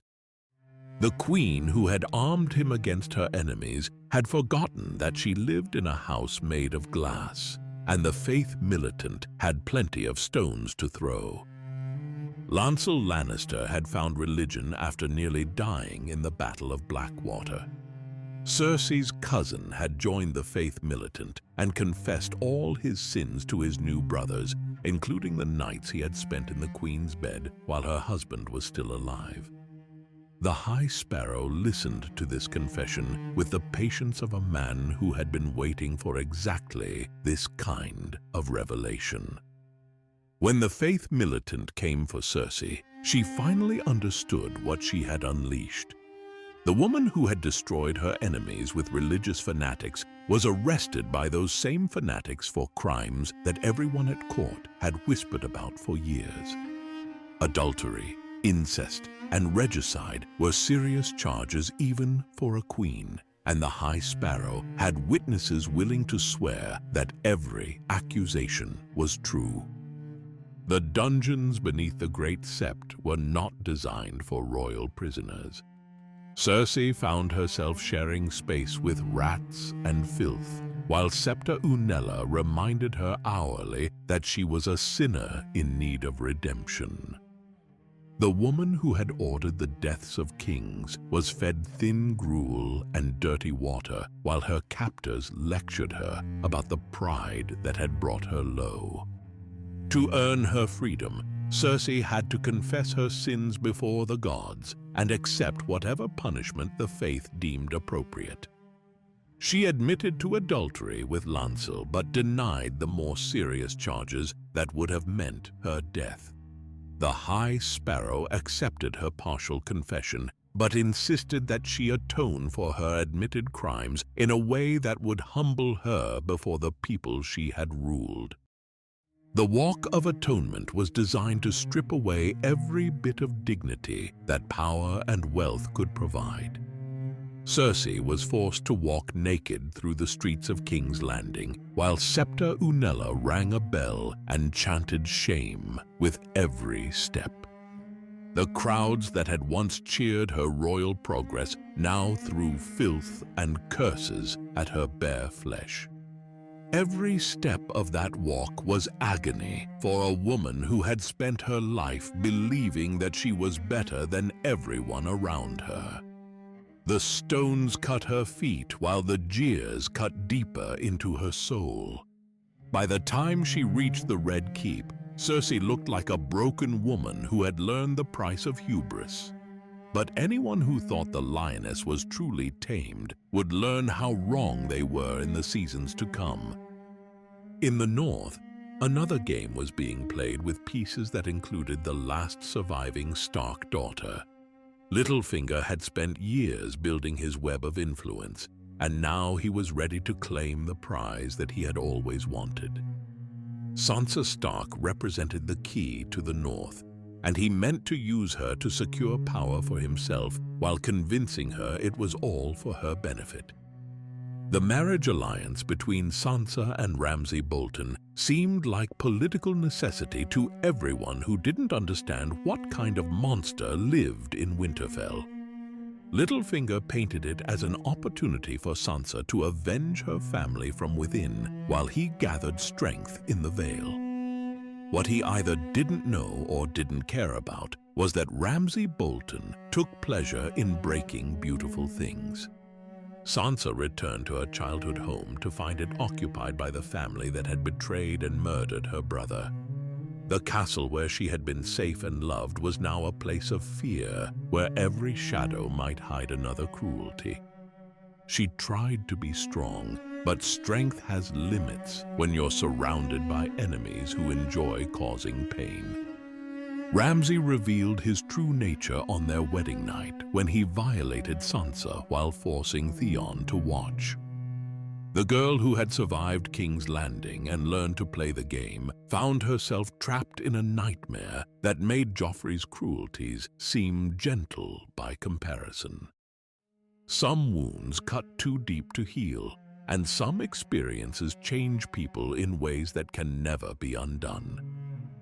Theon Greyjoy had been broken so completely by Ramsay's tortures that he barely remembered his own name. The Ironborn prince who had once taken Winterfell through betrayal was now a creature called Reek, who obeyed his master's every whim without question. But watching Sansa suffer awakened something in him that had survived all of Ramsay's efforts to destroy it. When Ramsay's jealous mistress tried to kill Sansa for taking her place, Theon finally remembered what it meant to protect someone weaker than himself. He threw Miranda from the walls of Winterfell and helped Sansa escape into the winter night.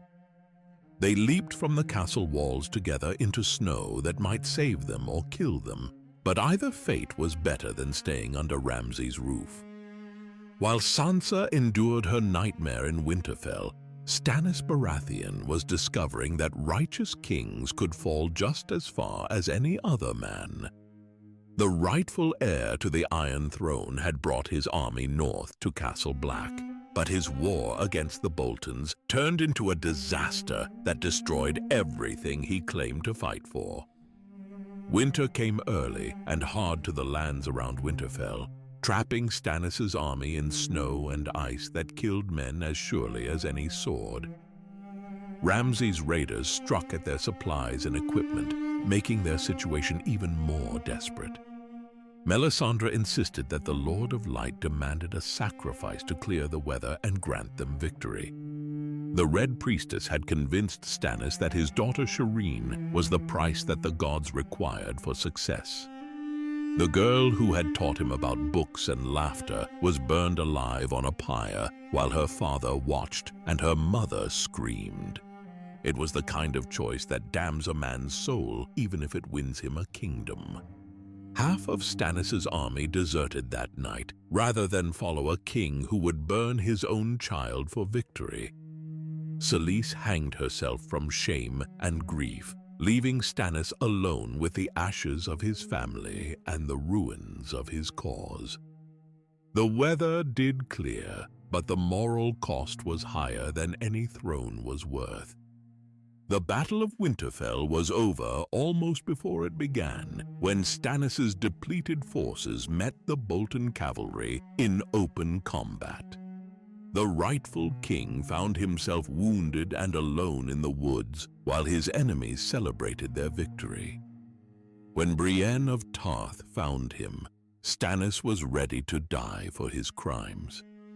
Brienne had sworn to avenge Renly Baratheon, and she kept that oath with a swing of her sword that took Stannis's head from his shoulders.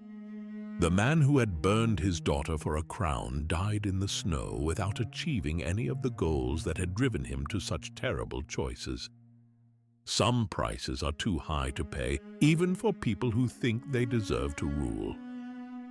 At the Wall, Jon Snow was learning that leadership meant making choices that everyone would hate you for. The 998th Lord Commander of the Night's Watch faced a decision that would define his legacy and possibly get him killed.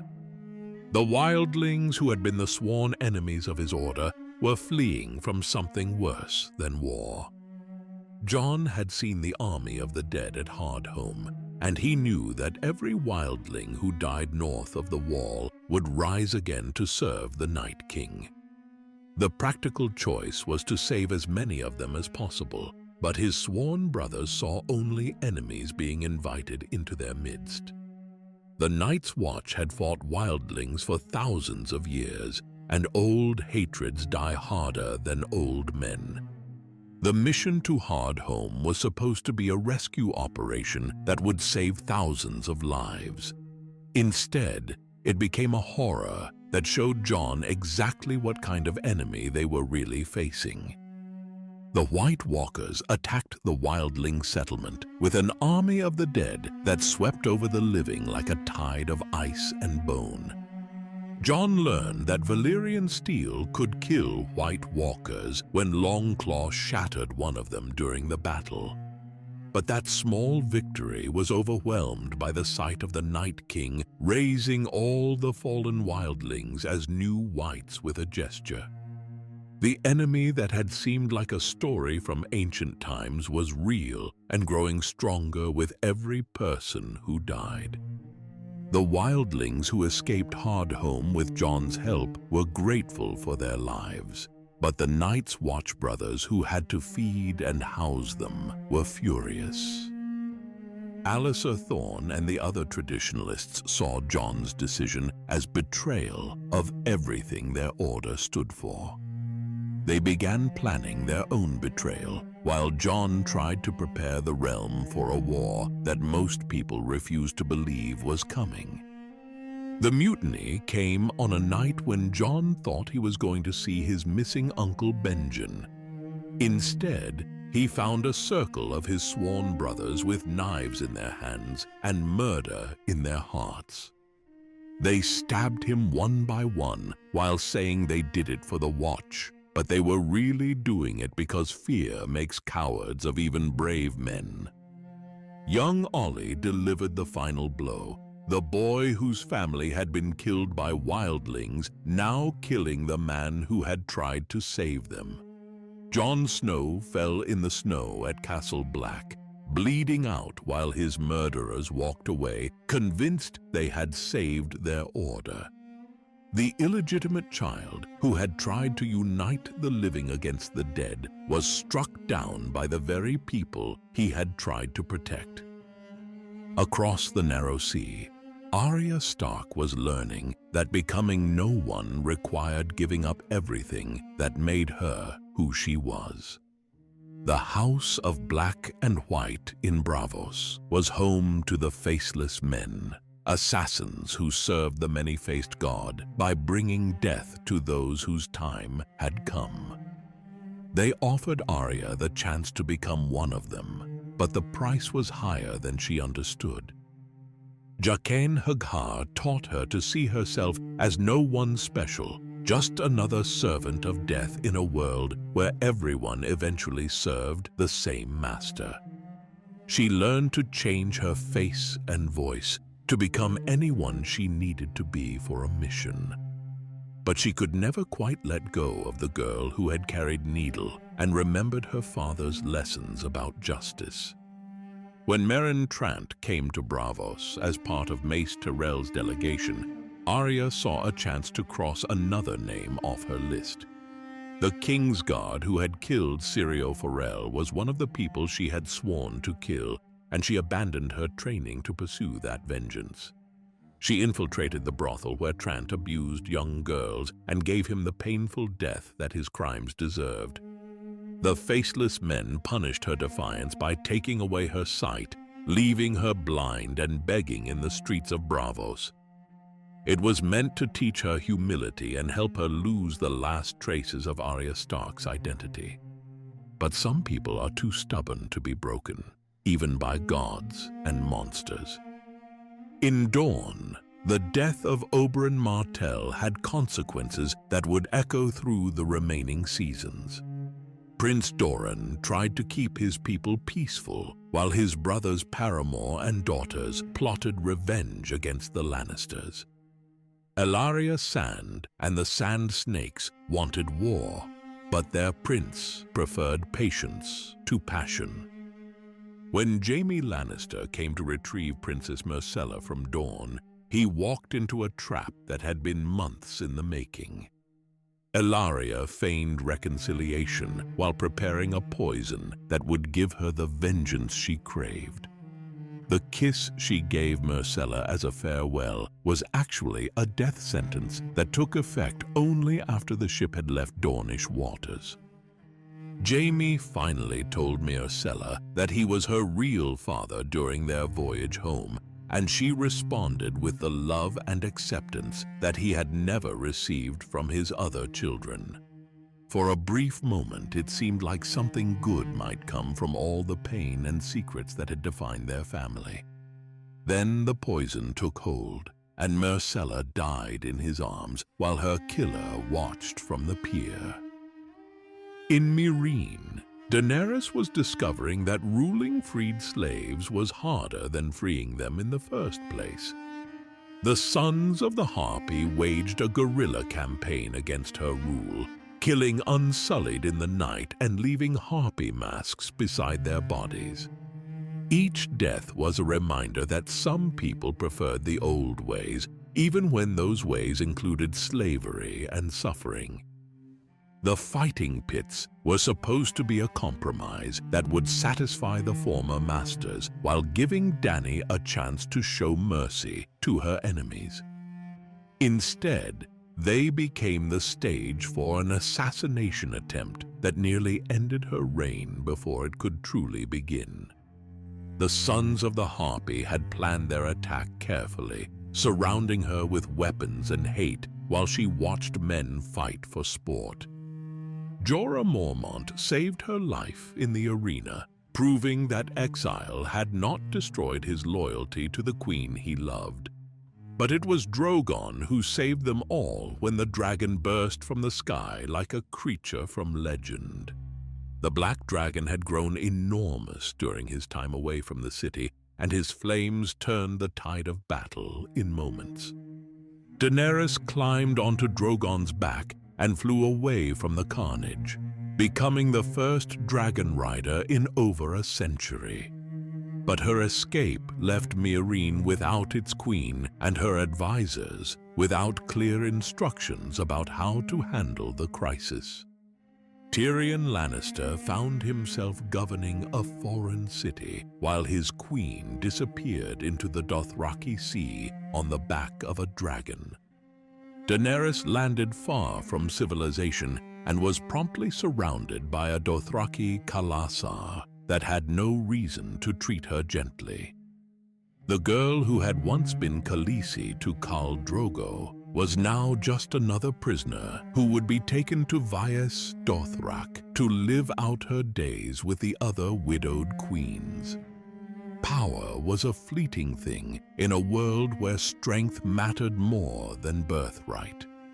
The season ended with heroes fallen and villains triumphant across most of the known world. Jon Snow lay dead in the snow while his murderers congratulated themselves. Cersei had been humbled but not broken, and her thirst for revenge would reshape the capital in the seasons ahead. Sansa had escaped one nightmare only to face an uncertain future in the northern wilderness.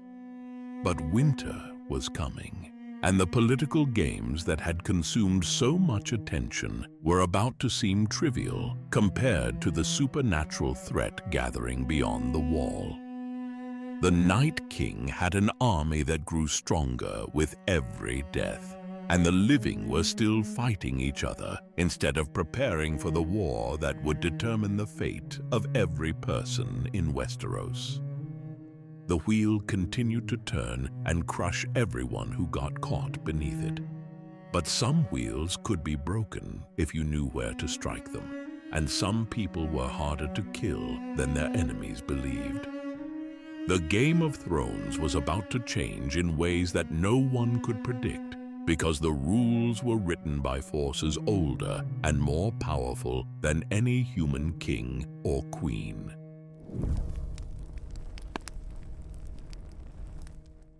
Death is not always the end. Sometimes it's just the beginning of something much more dangerous. The snow around Castle Black was still stained with Jon Snow's blood when the impossible happened. The illegitimate child who had tried to unite the living against the dead lay still and cold in a room where his few remaining friends kept watch over his body. Sir Davos had seen enough death to know it when he looked at it, but he had also seen enough magic to believe that some deaths could be undone. Melisandre had lost her faith when Stannis Baratheon burned his daughter and still lost the battle that was supposed to save the realm. The Red Priestess, who had seemed so certain about the Lord of Light's plans, now looked like what she truly was beneath her magic necklace. An ancient woman who had lived far too long and seen too many of her prophecies turn to ash and disappointment. But Davos convinced her to try one last miracle for the man who had tried to save the wildlings from the army of the dead. Melisandre washed Jon's wounds and spoke the old words that she had learned in distant Ashai. At first, nothing happened. The Lord of Light seemed as deaf to her prayers as all the other gods had been to the desperate pleas of the living. Then Jon Snow gasped back to life like a drowning man breaking the surface of dark water. The 998th Lord Commander of the Night's Watch had been dead for hours, but something had called him back from whatever lies beyond the world of the living. His resurrection changed everything for the people who witnessed it, and everything for the war that was coming. Jon's first act as a living man was to execute the traitors who had murdered him.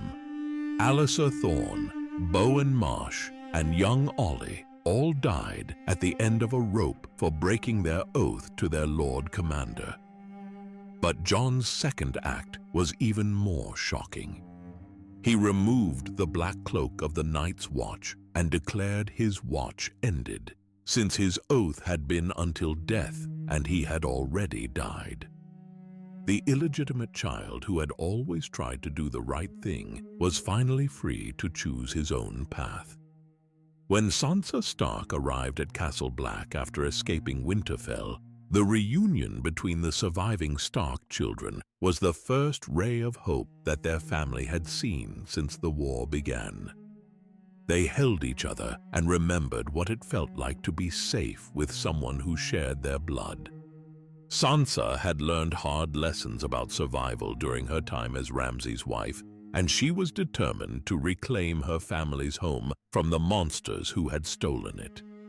Jon was reluctant to fight another war so soon after being murdered by his own men, but Ramsay's decision to take Rickon Stark hostage made the choice for him.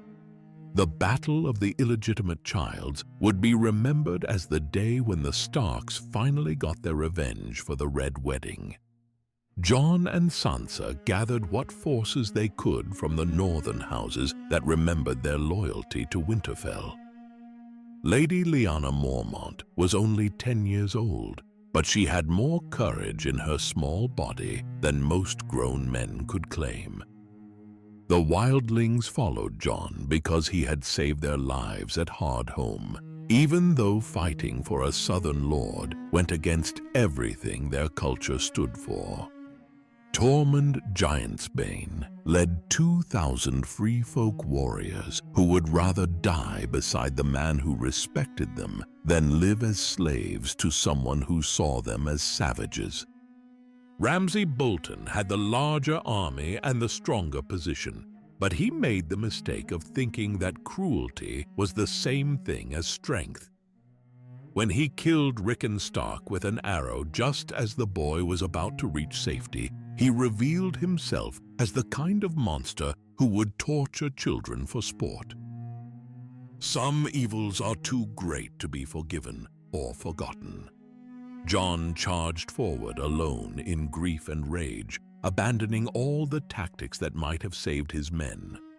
The Battle of the Illegitimate Childs became a slaughter that nearly ended with Jon suffocating beneath a pile of corpses from both armies. Death seemed certain until the Knights of the Vale arrived like an answer to prayers that no one had dared to speak. Sansa had made her own alliance with Littlefinger, accepting help from the man she didn't trust because she needed his soldiers more than she hated his schemes. The cavalry charge that saved Jon's army and smashed Ramsay's formation was the price that Petyr Baelish demanded for his aid. He thought it would make Sansa dependent on him, but he underestimated how much she had learned about playing the game. Ramsay retreated to Winterfell like the coward he had always been beneath his cruelty. When Wun the giant broke down the gates with his dying breath, there was nowhere left for the illegitimate child of Bolton to hide. Jon beat him bloody in the courtyard where Stark children had once played, but he left the final justice to Sansa. Ramsay died the way he had lived, surrounded by violence and pain. But this time he was the victim instead of the one inflicting suffering. Sansa watched her husband get torn apart by his own hungry hounds, and she felt nothing but satisfaction as his screams echoed through the kennels. Some people deserve the deaths they get. The Northern Lords who gathered at Winterfell after the battle proclaimed Jon Snow as their new king in the north. The illegitimate child, who had never expected to inherit anything, became the leader of an ancient kingdom that needed someone willing to fight for the living against the dead. Even Lord Glover, who had refused to answer their call for help, bent the knee when he saw what Jon had accomplished. But while the Starks celebrated their victory in the north, other revelations were reshaping the very foundations of the world. Bran Stark had reached the cave of the three-eyed raven beyond the wall, where he learned secrets that had been hidden for decades and mysteries that stretched back to the dawn of time. The visions that Bran experienced under the great weirwood tree showed him the truth about Jon Snow's parentage. At the Tower of Joy, Ned Stark had found his sister Lyanna dying after giving birth to a son whose father was Rhaegar Targaryen. Jon was not an illegitimate child at all, but a legitimate prince whose very existence would threaten every throne in the Seven Kingdoms. Bran also witnessed the creation of the White Walkers themselves, learning that the children of the forest had made them as weapons against the first men thousands of years ago. The Night King had been a man once, transformed by dragon glass and ancient magic into something that existed only to bring winter and death to the world of the living. But knowledge came with a terrible price when the Night King sensed Bran's presence during one of his visions. The mark that the undead king left on Bran's arm broke the magical protections that had kept the cave safe for millennia. The army of the dead poured into the sanctuary like a tide of ice and bone, forcing Bran and his companions to flee for their lives. Hodor held the door against a flood of whites, while Bran and Meera escaped through the tunnels beneath the cave. The gentle giant who had never hurt anyone in his life was torn apart by creatures that felt no mercy or compassion. But the most heartbreaking truth was that Bran himself had caused Hodor's simple nature by accidentally warging into him across time itself. The revelation that Hold the Door had become Hodor in the mouth of a boy whose mind was broken by magic showed how dangerous Bran's powers could be. Time was not a river flowing in one direction, but a web where past and future could touch each other in ways that destroyed the people caught between them. Summer the direwolf died defending his master during the escape, adding another loss to the long list of sacrifices that the war against the dead demanded. By the time Benjen Stark appeared to rescue Bran and Meera from the pursuing whites, the boy who had started the journey as a crippled child had become something much more powerful and much less human. In King's Landing, Cersei Lannister was preparing her own apocalypse for the enemies who had humiliated her during her walk of shame. The caches of wildfire that the Mad King had hidden beneath the city became her weapon of choice for settling all her debts at once. The Great Sept of Baelor had been the center of the Faith's power, but it would become their tomb when Cersei lit the green fire that consumed everyone inside. The explosion that destroyed the Sept also eliminated the High Sparrow, Margaery Tyrell, Loras Tyrell, Mace Tyrell, and hundreds of other nobles who had stood in Cersei's way. In a single moment of terrible beauty, the Queen Mother wiped out her enemies and cleared her path to absolute power. The only problem with such complete victories is that they leave you alone with the consequences.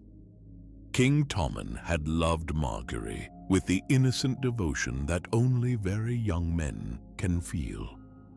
When he saw the smoke rising from the ruins of the Sept and understood what his mother had done, something broke inside him that could never be repaired. The boy king removed his crown and stepped out of his window, choosing death over a world where love could be burned away with wildfire. Cersei's children had all died because of choices she made in the name of protecting them. Joffrey was poisoned by enemies she had created through her cruelty. Myrcella was murdered in revenge for Oberyn's death. Tommen chose death rather than live with the knowledge of what his mother had become. The prophecy that had haunted her since childhood was finally complete. With all her rivals dead and no one left to challenge her claim, Cersei Lannister crowned herself Queen of the Seven Kingdoms. She sat on the Iron Throne in a black dress that made her look like death itself, ruling through fear and the promise of more wildfire if anyone dared to oppose her. The Game of Thrones had finally produced a winner, but the price of victory had been higher than anyone could have imagined. Jaime Lannister returned to King's Landing just in time to see his sister transformed into the Mad King she had once helped him kill. The woman he loved had become everything they had fought against during Robert's rebellion, and there was no way to undo what she had done. Some choices echo through generations, and some prices are paid by people who never made the bargain. While King's Landing burned and crowned new queens, Arya Stark was finally returning home to settle her family's debts.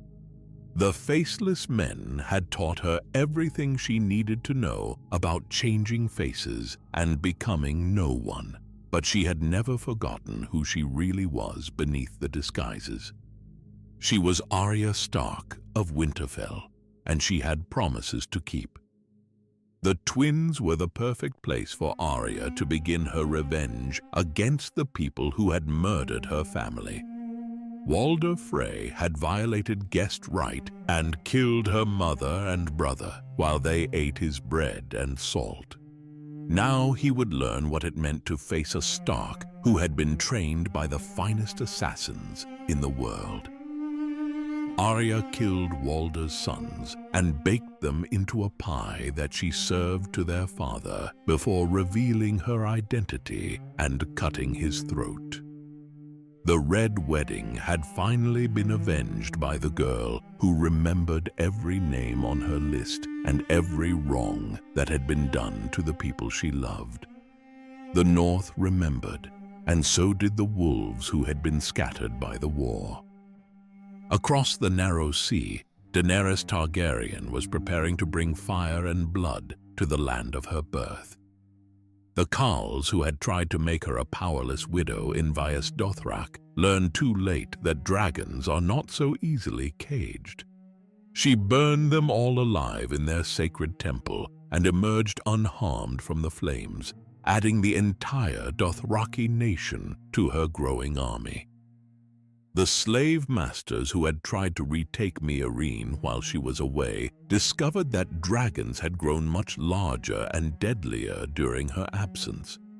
Drogon, Viserion, and Rhaegal turned the slavers' fleet into driftwood and ash, proving that some freedoms are too precious to be taken back by force.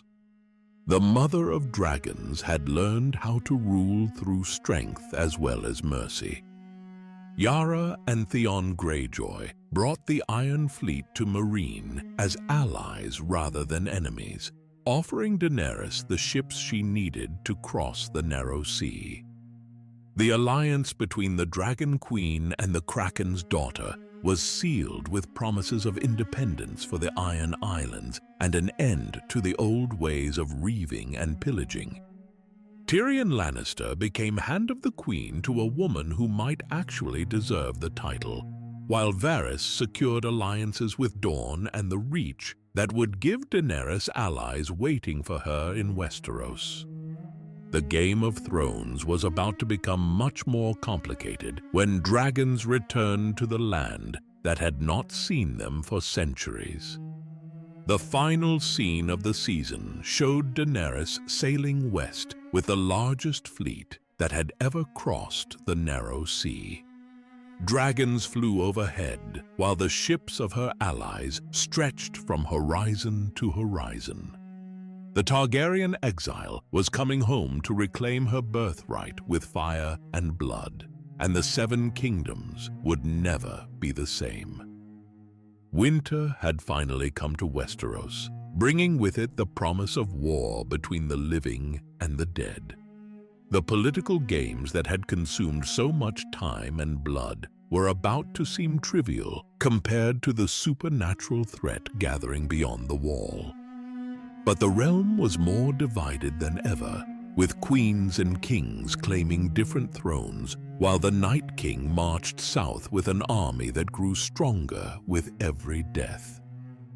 Jon Snow sat in Winterfell as king in the north, trying to prepare his people for a war that most of them couldn't imagine. Cersei ruled from King's Landing with wildfire and fear, determined to hold on to power no matter what it cost. Daenerys sailed toward Westeros with dragons and allies, ready to take back what her family had lost. The Game of Thrones had produced multiple winners, but there could only be one Iron Throne.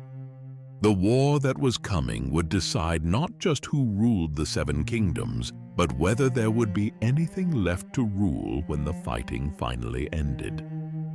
Some games are played for power, but others are played for the survival of everything the players claim to protect.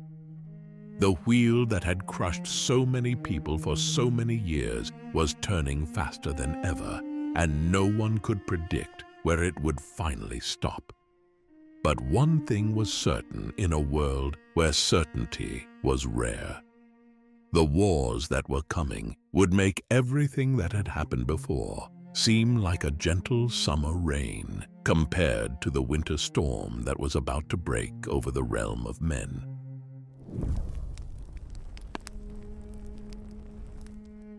When dragons return to the world, everything changes. When the dead rise and march south, everything ends. Daenerys Targaryen finally came home to Westeros on a day when the wind carried the salt smell of the sea and the promise of storms to come.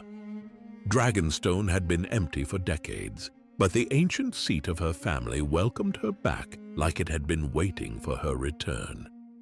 She touched the black sand of the beach where she had been born and felt the weight of destiny settling on her shoulders like a cloak made of fire and blood. The war council that gathered in the chamber of the painted table included some of the most dangerous minds in the known world. Tyrion Lannister brought his gift for strategy and his knowledge of Westerosi politics. Varys whispered secrets that could topple kingdoms. Olenna Tyrell offered the wisdom of someone who had played the game longer than anyone else alive. Together, they planned a campaign that would restore the Targaryens to power while avoiding the mistakes that had destroyed previous conquerors. The strategy seemed perfect on paper. The Westerosi allies would besiege King's Landing with conventional forces while the Unsullied took Casterly Rock, the ancestral seat of Lannister power. Daenerys would hold her dragons in reserve unless Cersei forced her to use them. It was the kind of plan that looked brilliant until it met the enemy. Meanwhile, hundreds of miles to the north, Jon Snow was learning that being king in the north meant making decisions that everyone would hate. Sam Tarly's raven from the Citadel brought word of a mountain of dragonglass on Dragonstone, and Jon knew that the volcanic glass was one of the few weapons that could kill White Walkers. The problem was that Dragonstone belonged to Daenerys Targaryen, who expected him to bend the knee in exchange for her aid. The journey from Winterfell to Dragonstone took Jon away from his people when they needed him most, but some choices have to be made by the person who wears the crown. He left Sansa in charge of preparing the north for winter and set sail for an island where dragons roosted and Targaryen queens plotted the conquest of kingdoms. The first meeting between ice and fire was tense enough to melt stone. Daenerys expected Jon to kneel and call her queen like every other lord who wanted her favor. Jon had come too far and seen too much to bow to anyone, even someone who commanded dragons and armies. They stood in the throne room of Dragonstone and measured each other like fighters circling before a duel. Tyrion played peacemaker between two people who could either save the realm together or destroy it separately.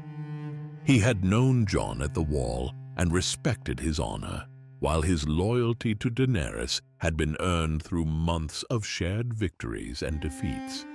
Slowly, carefully, he built bridges between the king in the north and the queen of dragons. The ancient cave paintings beneath Dragonstone told a story that both Jon and Daenerys needed to understand. The children of the forest and the first men had fought together against the White Walkers when the long night first fell across the world. The carvings showed armies of the living standing beside each other against enemies that should not exist, and they proved that the threat from beyond the wall was real. But even as Jon convinced Daenerys that the dead were marching, her carefully planned war was falling apart like a ship in a storm. Euron Greyjoy had built a fleet that could challenge even dragons, and he used it to destroy Yara's ships while they ferried Dornish troops toward King's Landing. The Sand Snakes who had murdered Prince Doran and claimed to rule Dorne died screaming as Euron's men captured them for Cersei's pleasure. Ellaria Sand learned what it meant to cross the Lannisters when Cersei used the same poison on her daughter Tiene that had killed Princess Myrcella. The woman who had started a war for revenge was forced to watch her child die slowly while chained in a dungeon where she could do nothing but weep and remember better days. Some punishments are worse than death, and Cersei knew exactly how to make her enemies suffer. The fall of Highgarden was even more devastating than the destruction of the Dornish fleet.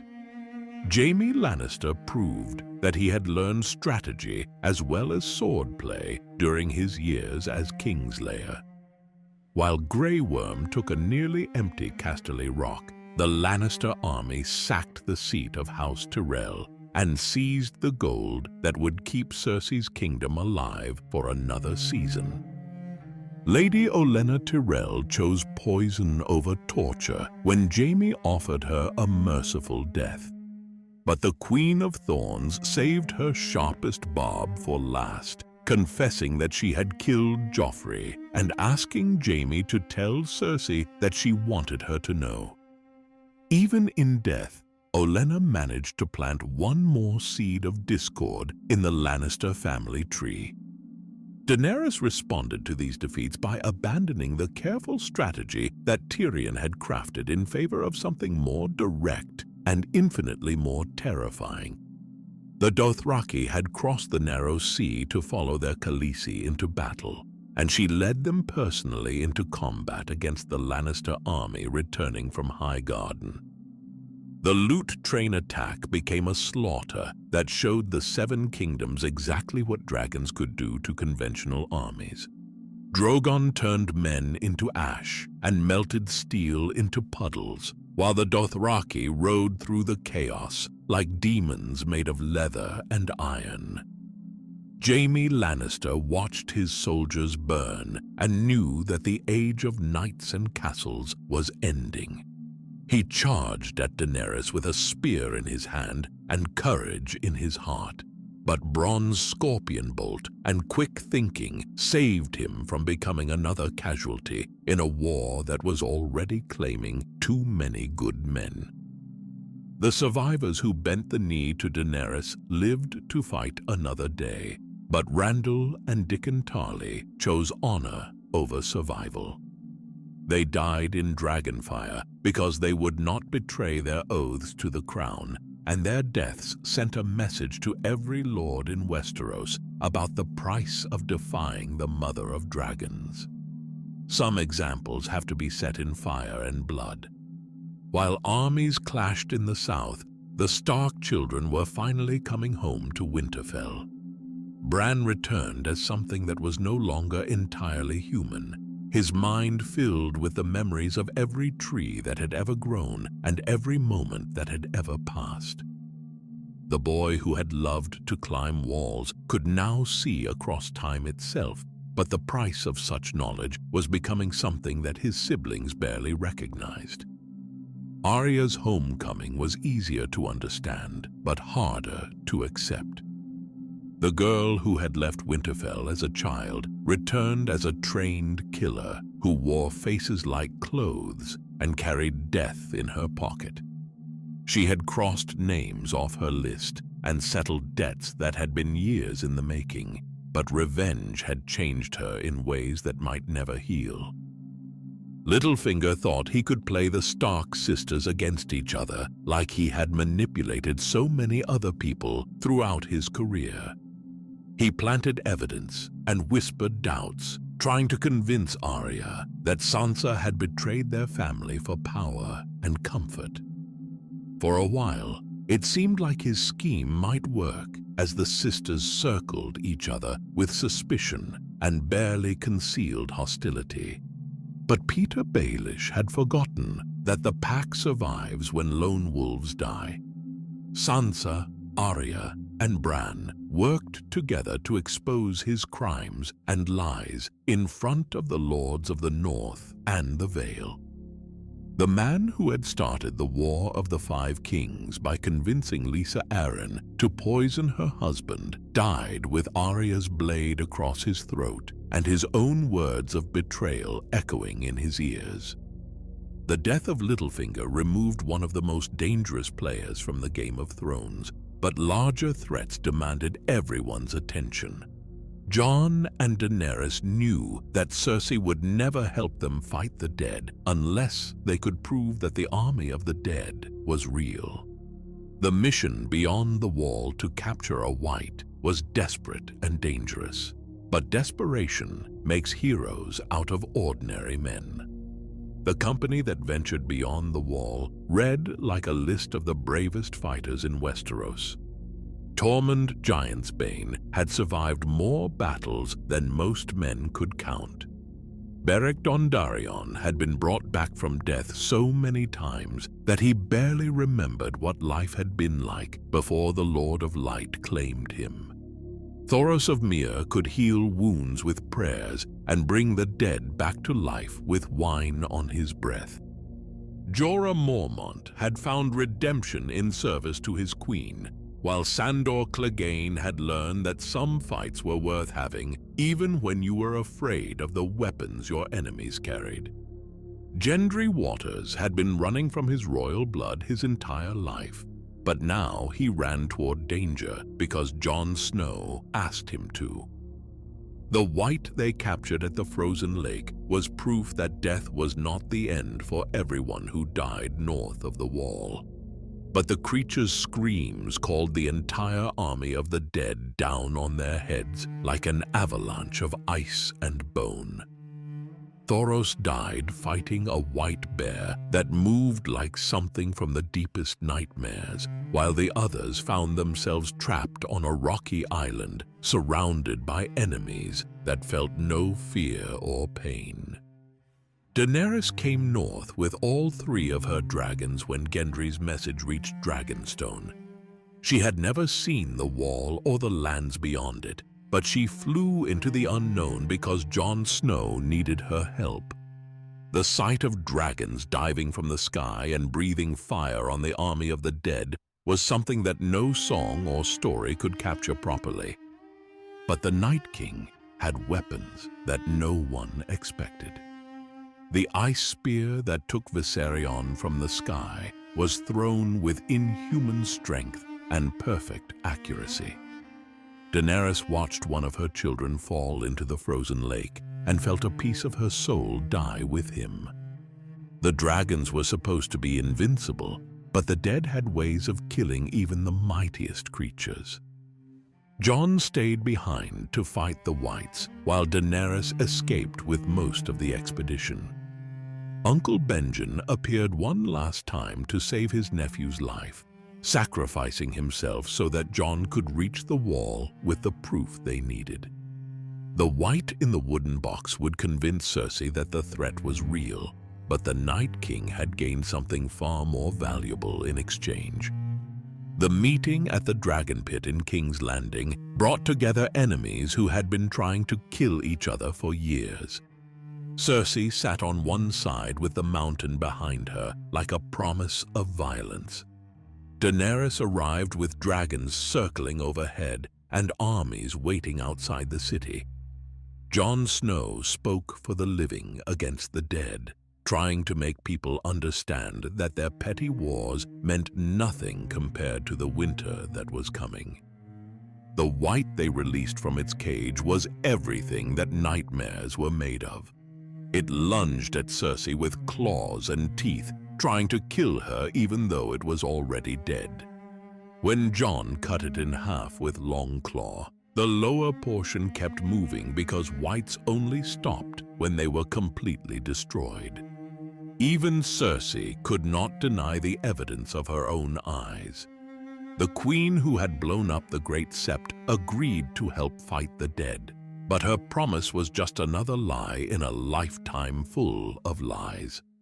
She had no intention of sending her armies north while her enemies destroyed each other. Jaime Lannister finally understood what his sister had become when she explained her plan to wait out the war and rule over whatever was left when the fighting stopped. The Kingslayer, who had served Cersei through every betrayal and atrocity, finally reached his breaking point. He left King's Landing alone as the first snow began to fall, riding north to fight in a war that he might not survive. Some oaths matter more than love, and some fights are too important to avoid, even when you know they might kill you. Jon and Daenerys found something together during their journey north that neither of them had expected. The king in the north and the queen of dragons became lovers as well as allies, unaware that they were aunt and nephew. Their union represented the joining of ice and fire that prophecies had spoken of for generations, but it also created complications that would threaten everything they were fighting to protect. Bran and Sam worked together to uncover the truth about Jon's parentage while the lovers sailed toward Winterfell. Jon was not Ned Stark's illegitimate son, but Aegon Targaryen, the legitimate heir to the Iron Throne. Rhaegar had married Lyanna in secret after annulling his first marriage, making their son the rightful king of the Seven Kingdoms. The revelation would change everything when it finally came to light. But personal revelations meant nothing when the wall itself was under attack. The Night King rode the undead Viserion toward Eastwatch by the sea, and the dragon that had once served the living now breathed blue fire that could melt ice and stone. The barrier that had protected the realm for 8,000 years crumbled in minutes as the army of the dead poured through the gap like a tide of winter and death. Tormund and Beric ran for their lives as the wall collapsed around them, but their fate was less important than the fact that the magical protection was gone. The White Walkers had broken through the last defense between them and the lands of the living, and nothing would ever be the same again. The Great War had begun in earnest, and it would not end until either the living or the dead claimed victory. All the political games and family feuds that had consumed so much time and blood suddenly seemed trivial compared to the supernatural threat marching south. The Night King had an army that grew stronger with every death, and the living were still fighting each other instead of preparing for the war that would decide the fate of every person in Westeros. Winter had come at last, bringing with it the promise of an ending that no one could predict. The Game of Thrones was about to become something much simpler and infinitely more terrifying. The question was no longer who would sit on the Iron Throne, but whether there would be anyone left alive to claim it when the darkness finally lifted. The wheel that had turned for so long was about to break, but no one knew what would replace it in the world that was coming. Some wars are fought for power and some for survival, but the war against the dead was different from anything that had come before. It was a war for the right to exist in a world where the sun could rise and people could love and dream and hope for better days ahead. The dragons roared in the distance while the dead marched south, and between them lay the fate of everyone who had ever drawn breath in the Seven Kingdoms. The Game of Thrones was ending, but the real game was just beginning.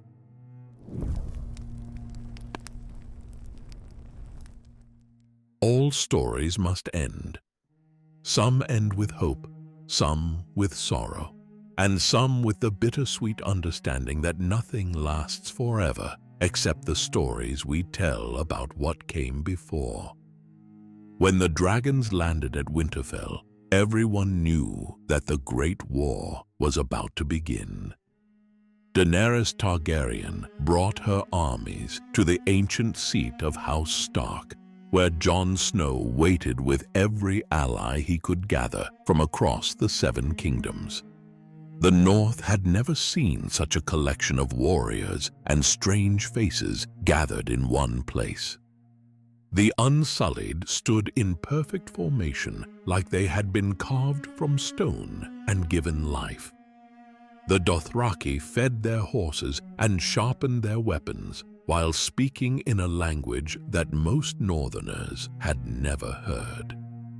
The Knights of the Vale polished their armor and tried not to think about fighting enemies that should not exist.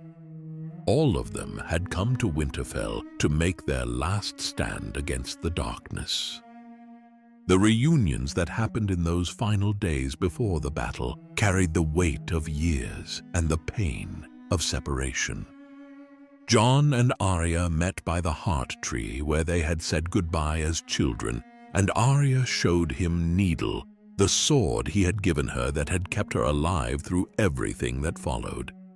The Hound found Arya again and discovered that the girl he had traveled with had become something much more dangerous than he had ever imagined.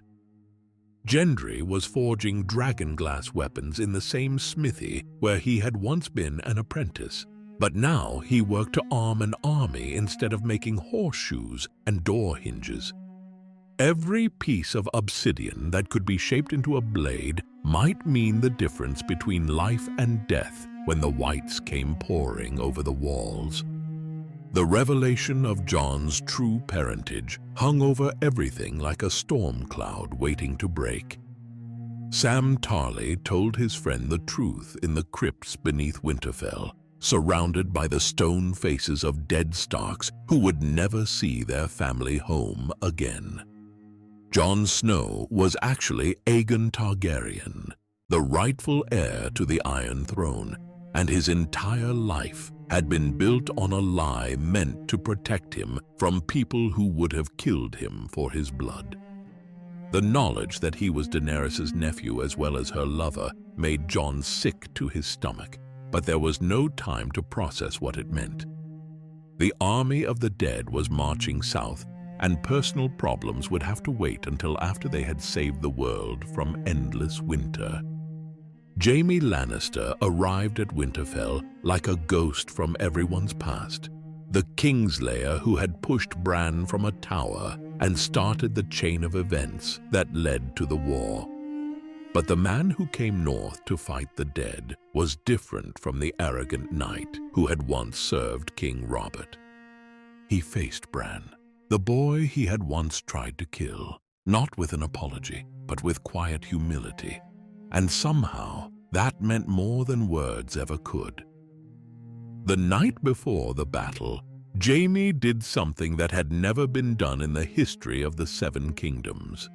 He knighted Brienne of Tarth in front of a fire surrounded by people who understood that they might all be dead before the sun rose again. The woman from Tarth had dreamed of being a knight since she was a girl, and she received that honor from someone who knew what it meant to break oaths and what it cost to keep them. Arya Stark spent her last night as a maiden with Gendry Waters, choosing love over fear in a world where tomorrow was never promised. The girl who had spent years learning to become no one finally decided to be someone while she still had the chance. Some decisions are too important to leave to fate or duty or other people's expectations. When the dead finally came to Winterfell, they came like winter itself, cold and dark and impossible to stop. The Dothraki charged into the night with their weapons burning like stars, but their lights went out one by one until only darkness remained. The bravest warriors in the world were swallowed by an enemy that felt no fear and showed no mercy. The battle that followed was chaos given form and purpose. Whites poured over the walls like water, while giants smashed through gates that had stood for centuries. Lyanna Mormont, who was only 10 years old but had the heart of a lion, killed an undead giant by stabbing it in the eye, even as it crushed the life from her small body. Some heroes are measured by the size of their hearts instead of the strength of their arms. Dragons danced in the sky above Winterfell, breathing fire and ice in equal measure. Drogon and Rhaegal fought their undead brother Viserion while their riders tried to find the Night King in the storm of snow and ash. When Daenerys finally had a clear shot at the enemy leader, her dragonfire washed over him like water over stone. The Night King was immune to the flames that had made his dragons legendary. The dead kept coming no matter how many fell to sword and fire. For every white that was destroyed, 2 more took its place. The living were pushed back into the castle itself, fighting in hallways and courtyards where they had played as children. Beric Dondarrion died for the last time, saving Arya from creatures that had once been human, and Thoros of Myr was not there to bring him back again. Melisandre found Arya in the chaos and reminded her of words spoken years ago in a different life. Brown eyes, green eyes, blue eyes. The prophecy had been fulfilled twice already, but the most important eyes were still waiting to be closed forever. The Red Priestess sent Arya toward her destiny with the certainty of someone who had finally understood her purpose. The Night King walked through the storm toward the Godswood, where Bran waited like bait in a trap that might not work. Theon Greyjoy made his final stand, defending the boy he had wronged so many years ago, and he died with honor restored and redemption earned. The Ironborn prince who had taken Winterfell as an enemy fell defending it as a friend. When Arya leaped from the darkness onto the Night King, time seemed to stop for everyone watching. The leader of the dead caught her by the throat with inhuman strength, but the girl who had trained with the Faceless Men had one more trick to play. She dropped her Valyrian steel dagger from one hand to the other and drove it into the Night King's chest before he could crush the life from her. The destruction of the Night King was beautiful and terrible at the same time. He shattered like glass made of ice and shadow, and every White Walker that had ever been created followed him into oblivion.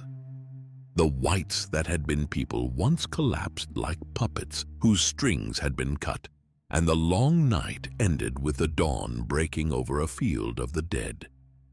The victory came at a price that would be felt for generations. Jorah Mormont died defending his queen on a field of ash and bone. Melisandre walked into the sunrise and crumbled to dust, her purpose finally fulfilled after centuries of searching for meaning. The army of the living had won, but so many heroes would never see another spring. With the dead defeated, the last war began almost immediately. Daenerys had lost too much and suffered too many betrayals to think clearly about what came next. When Euron Greyjoy's fleet ambushed her ships and killed Rhaegal with scorpion bolts, something broke inside the Mother of Dragons that could never be repaired. She had come to Westeros with 3 children, and now only Drogon remained. The execution of Missandei on the walls of King's Landing was the final insult that pushed Daenerys past the point of mercy or reason. Cersei made sure that the Dragon Queen watched her friend die, and she made sure that Missandei's last word was the command that meant fire and blood in High Valyrian. Some cruelties are designed to drive people mad, and Cersei understood exactly how to hurt the woman who threatened her throne. Jon Snow tried to hold his army together as the last sane voice in a world gone mad with grief and rage. When his true parentage became known to Sansa, and then to Tyrion, and finally to Varys, the secret spread like wildfire through the camps of people who were supposed to be allies. The revelation that Jon had a better claim to the Iron Throne than Daenerys created divisions that would have consequences when the fighting started. Jaime Lannister chose love over honor one last time when he left Winterfell to be with Cersei as the world ended around them. Brienne begged him to stay and let his sister face her fate alone. But some bonds are stronger than wisdom or self-preservation. The man who had spent his life serving others finally chose to serve his own heart, even when he knew it would probably kill him. The assault on King's Landing was everything that dragons were meant to be and everything that people feared they could become. Drogon burned the Iron Fleet and the Scorpion batteries with such ease that it seemed like the defenses were made of paper instead of stone and steel. The Golden Company died without ever seeing the dragon that killed them, incinerated by fire that came from behind their own walls. When the bells of King's Landing rang surrender, everyone expected the killing to stop. Instead, Daenerys chose to continue burning because years of betrayal and loss had taught her that mercy was a luxury that dead queens could not afford. She had come to liberate the people of Westeros, but liberation looked exactly like conquest when it was delivered by dragonfire. The sack of King's Landing became a massacre that rivaled anything from the worst days of Aegon's conquest. Tens of thousands of innocent people burned alive while their city collapsed around them. Jon Snow tried to stop his own soldiers from joining the slaughter, but some commands cannot be heard over the sound of screaming and the roar of flames. In the Red Keep, two brothers finally settled a debt that had been decades in the making. The Hound and the Mountain fought their last battle as the castle crumbled around them, and both Clegane brothers died in the fire that had defined their relationship since childhood.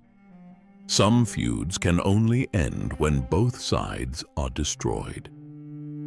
Jaime found Cersei in the map room where they had planned so many schemes and shared so many secrets. When the roof fell and trapped them in the cellars, they died in each other's arms like they had been born. The twins who had loved each other in ways that broke every law of gods and men were finally united in death, if not in life. Daenerys stood before the Iron Throne that she had dreamed about since she was a girl selling herself to savage khals for the promise of an army. The throne room was open to the sky now, and snow fell on the seat of power that had caused so much suffering for so many people. She spoke about the beautiful world she would build through fire and blood, and Jon Snow listened with love and horror warring in his heart. The kiss that Jon gave Daenerys before he drove the dagger into her chest was the last gentle thing that happened in the throne room of the Red Keep.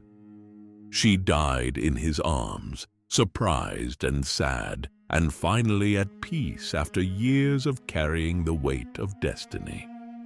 The girl who walked out of fire with baby dragons became the woman who burned a city to ash, and she paid the price for both miracles and atrocities. Drogon's grief when he found his mother's body was too large for words or songs to capture. The last dragon in the world melted the Iron Throne with his fury, turning the symbol of absolute power into molten slag that would never hurt anyone again. Then he carried Daenerys away to whatever place dragons go when the world no longer has room for them. The great council that met in the ruins of the Dragon Pit had to decide what kind of kingdom would rise from the ashes of the old one. Tyrion spoke from chains about the need for a king who could unite the realm without repeating the mistakes that had led to so much death and suffering. The choice they made would have seemed impossible at the beginning of the story. Bran Stark became king not because he wanted power, but because he was the only person left who remembered everything that had happened and might be wise enough to prevent it from happening again. The boy, who had been broken by Jaime Lannister's push from a tower, was crowned as the king who would heal a broken realm. Sansa claimed independence for the North because some freedoms are too precious to bargain away, even for family. She became the queen in the North that she had always been meant to be, ruling the people who had survived winter and war and chosen to keep fighting for something better. Jon Snow was sent to the Wall one last time, but this time it was mercy disguised as punishment. The Watch would be different now, guarding the realms of men from nothing more dangerous than their own capacity for violence. When Jon led the wildlings beyond the Wall into the true North, he was finally going somewhere that he chose for himself. Arya sailed west into the unknown, because some people are meant to find new worlds instead of ruling old ones. The girl who had crossed names off a list and settled debts written in blood became an explorer seeking wonders that no one had ever seen before. Adventure called to her louder than duty or family or the safety of familiar shores. The wheel that had turned for so long and crushed so many people was finally broken, but what replaced it was something that had never been tried before. An elected king who ruled 6 kingdoms while the 7th went its own way. A system built on memory and wisdom instead of birthright and strength. It might work, or it might fail, but it was worth trying, because the alternative was more of the same violence that had consumed generations. The Game of Thrones was over, but the game of life continued. People would love and dream and build new homes on the ruins of old ones. Children would be born who never knew the names of the kings and queens who had fought for power while winter gathered in the North. Time would heal some wounds and create new ones, because that is what time does. But the stories would survive longer than the kingdoms or the people who ruled them. Someone would always remember the girl who killed the Night King and the illegitimate child who chose love over a crown. Someone would sing about the Dragon Queen who liberated slaves and burned cities, and the honorable fool who lost his head for doing what was right. The story of ice and fire was ending, but other stories were just beginning. Spring would come again to Westeros, and with it the chance for something better than what had come before. The wheel was broken, but the world kept turning, and that was enough for anyone who had lived through the long night and seen the dawn break over the 7 kingdoms one more time.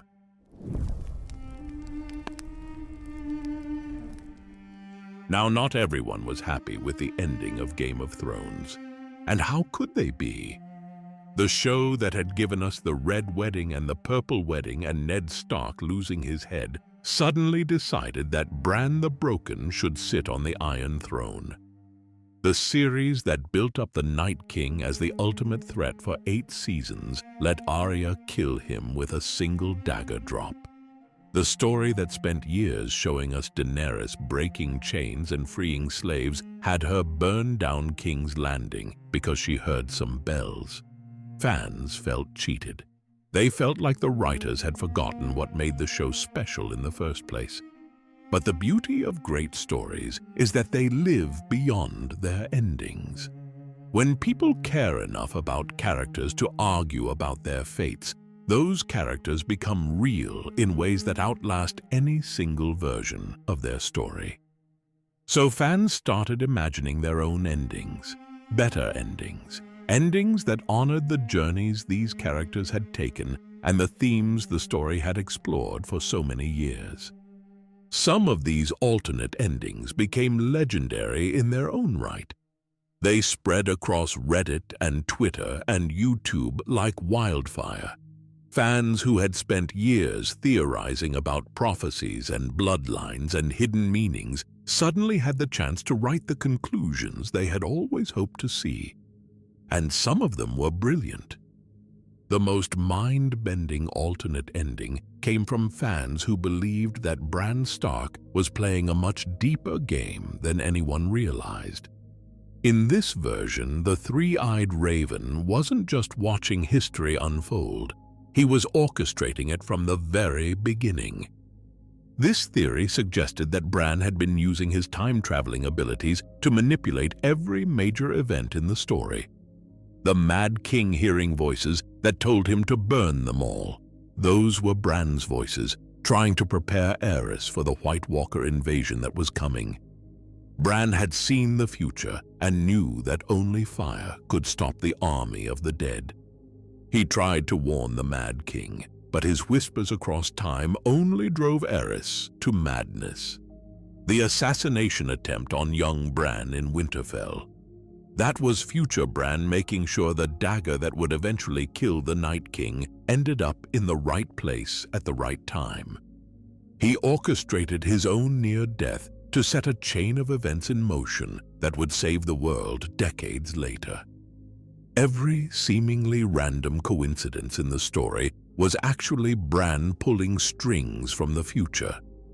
But the most shocking twist in this alternate ending was that Bran didn't just manipulate the past, he became it.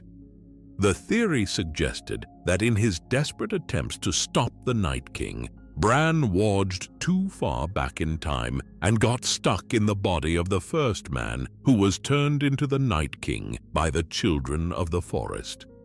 Bran became his own greatest enemy, trapped in an eternal loop where he would always be destined to fight himself. This would explain why the Night King could always sense when Bran was watching him. They were the same person across time. It would explain why the Night King never killed Jon Snow in their encounters. Even as the Night King, some part of Bran still loved his brother. And it would explain why Bran seemed so emotionless and distant after becoming the three-eyed raven. He knew what he was destined to become. In this ending, the final battle at Winterfell wasn't just about stopping the Night King. It was about breaking the time loop that had trapped Bran for thousands of years. When Arya killed the Night King, she wasn't just saving the world from the army of the dead. She was freeing her brother from an eternity of being the monster he had never wanted to become. The reveal would come in the final moments of the series. As Bran sits on the Iron Throne, his eyes would flash blue for just an instant. The three-eyed raven would smile, and viewers would realize that the Game of Thrones was always being played by someone who could see every move before it happened. Bran didn't stumble into becoming king. He had been planning it for millennia. This ending would have turned every rewatch into a treasure hunt. Fans would scour every scene looking for signs of Bran's manipulation. They would see the puppet master's hand in moments they had thought were just plot convenience. It would have been the ultimate twist in a series built on twists, and it would have made Bran's coronation feel earned instead of random. Another alternate ending focused on giving Daenerys Targaryen the character arc she deserved instead of the Mad Queen storyline that felt rushed and unearned. In this version, the bells of King's Landing never drove her to madness. Instead, they made her realize something that had been true all along. When Daenerys heard the bells of surrender and saw the Red Keep before her, she would have a moment of perfect clarity. She would realize that conquering Westeros was never really what she wanted. What she wanted was to be home, and home was never going to be a place where people feared her instead of loving her. Home was across the narrow sea in the cities she had liberated, among the people who called her mother. Instead of burning King's Landing, Daenerys would land Drogon in the throne room and melt the Iron Throne with dragonfire. She would destroy the symbol that had caused so much pain for her family and for the realm. The Game of Thrones would end because there would be no throne left to fight over. She would tell Jon that she was giving him the crown he never wanted and returning to Essos where she belonged. This ending would show Daenerys finally understanding what Tyrion had been trying to tell her. The people of Westeros didn't love her the way the slaves of Slavers Bay had loved her. Here she was just another conqueror, but across the sea, she was a liberator. She was breaker of chains and mother of dragons. She had spent so long trying to reclaim her family's legacy that she forgot to create her own. The series would end with Daenerys back in Meereen, ruling over a peaceful coalition of free cities.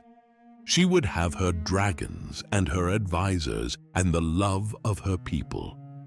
She would be building something new instead of trying to restore something old. And she would be alive, having chosen to be a queen who served her people instead of a conqueror who ruled through fear. This ending would have honored Daenerys' entire character journey. She started as a frightened girl sold into marriage. She became a queen who cared more about justice than power. Having her realize that some thrones aren't worth sitting on would have been a perfect conclusion to her story. It would have shown growth instead of madness, wisdom instead of rage. Jon Snow would become king, but not because he had the best story. He would become king because he was the only person left who didn't want the job, which in the world of Game of Thrones had always been the best qualification for leadership. The North would remain independent under Sansa, and the other kingdoms would slowly learn to govern themselves without needing a throne made of swords to keep them in line. The third alternate ending that captured fans' imagination involved Arya Stark and the Valonqar prophecy that the show had abandoned. This ending would have combined two of the most popular fan theories into one devastating climax that honored both Arya's training and the prophecies that had been built up for years. In this version, Arya would make it to King's Landing with her list intact and her mission clear. But instead of abandoning her quest for revenge, she would find a way to complete it while fulfilling the ancient prophecy that had haunted Cersei all her life. The prophecy said that Cersei would die at the hands of the Valonqar, the little brother. Most fans assumed this meant Tyrion or Jaime, but what if it meant something else entirely? Arya would use her faceless man training one final time. She would kill Jaime Lannister and take his face, becoming the Valonqar that the prophecy foretold. When she approached Cersei wearing her brother's face, the queen would never see the attack coming. Arya would wrap her hands around Cersei's throat just as the prophecy predicted, and the debt would finally be paid. This ending would have been poetry in motion. Arya had been on a collision course with Cersei since the very first season when the queen had been responsible for her father's death.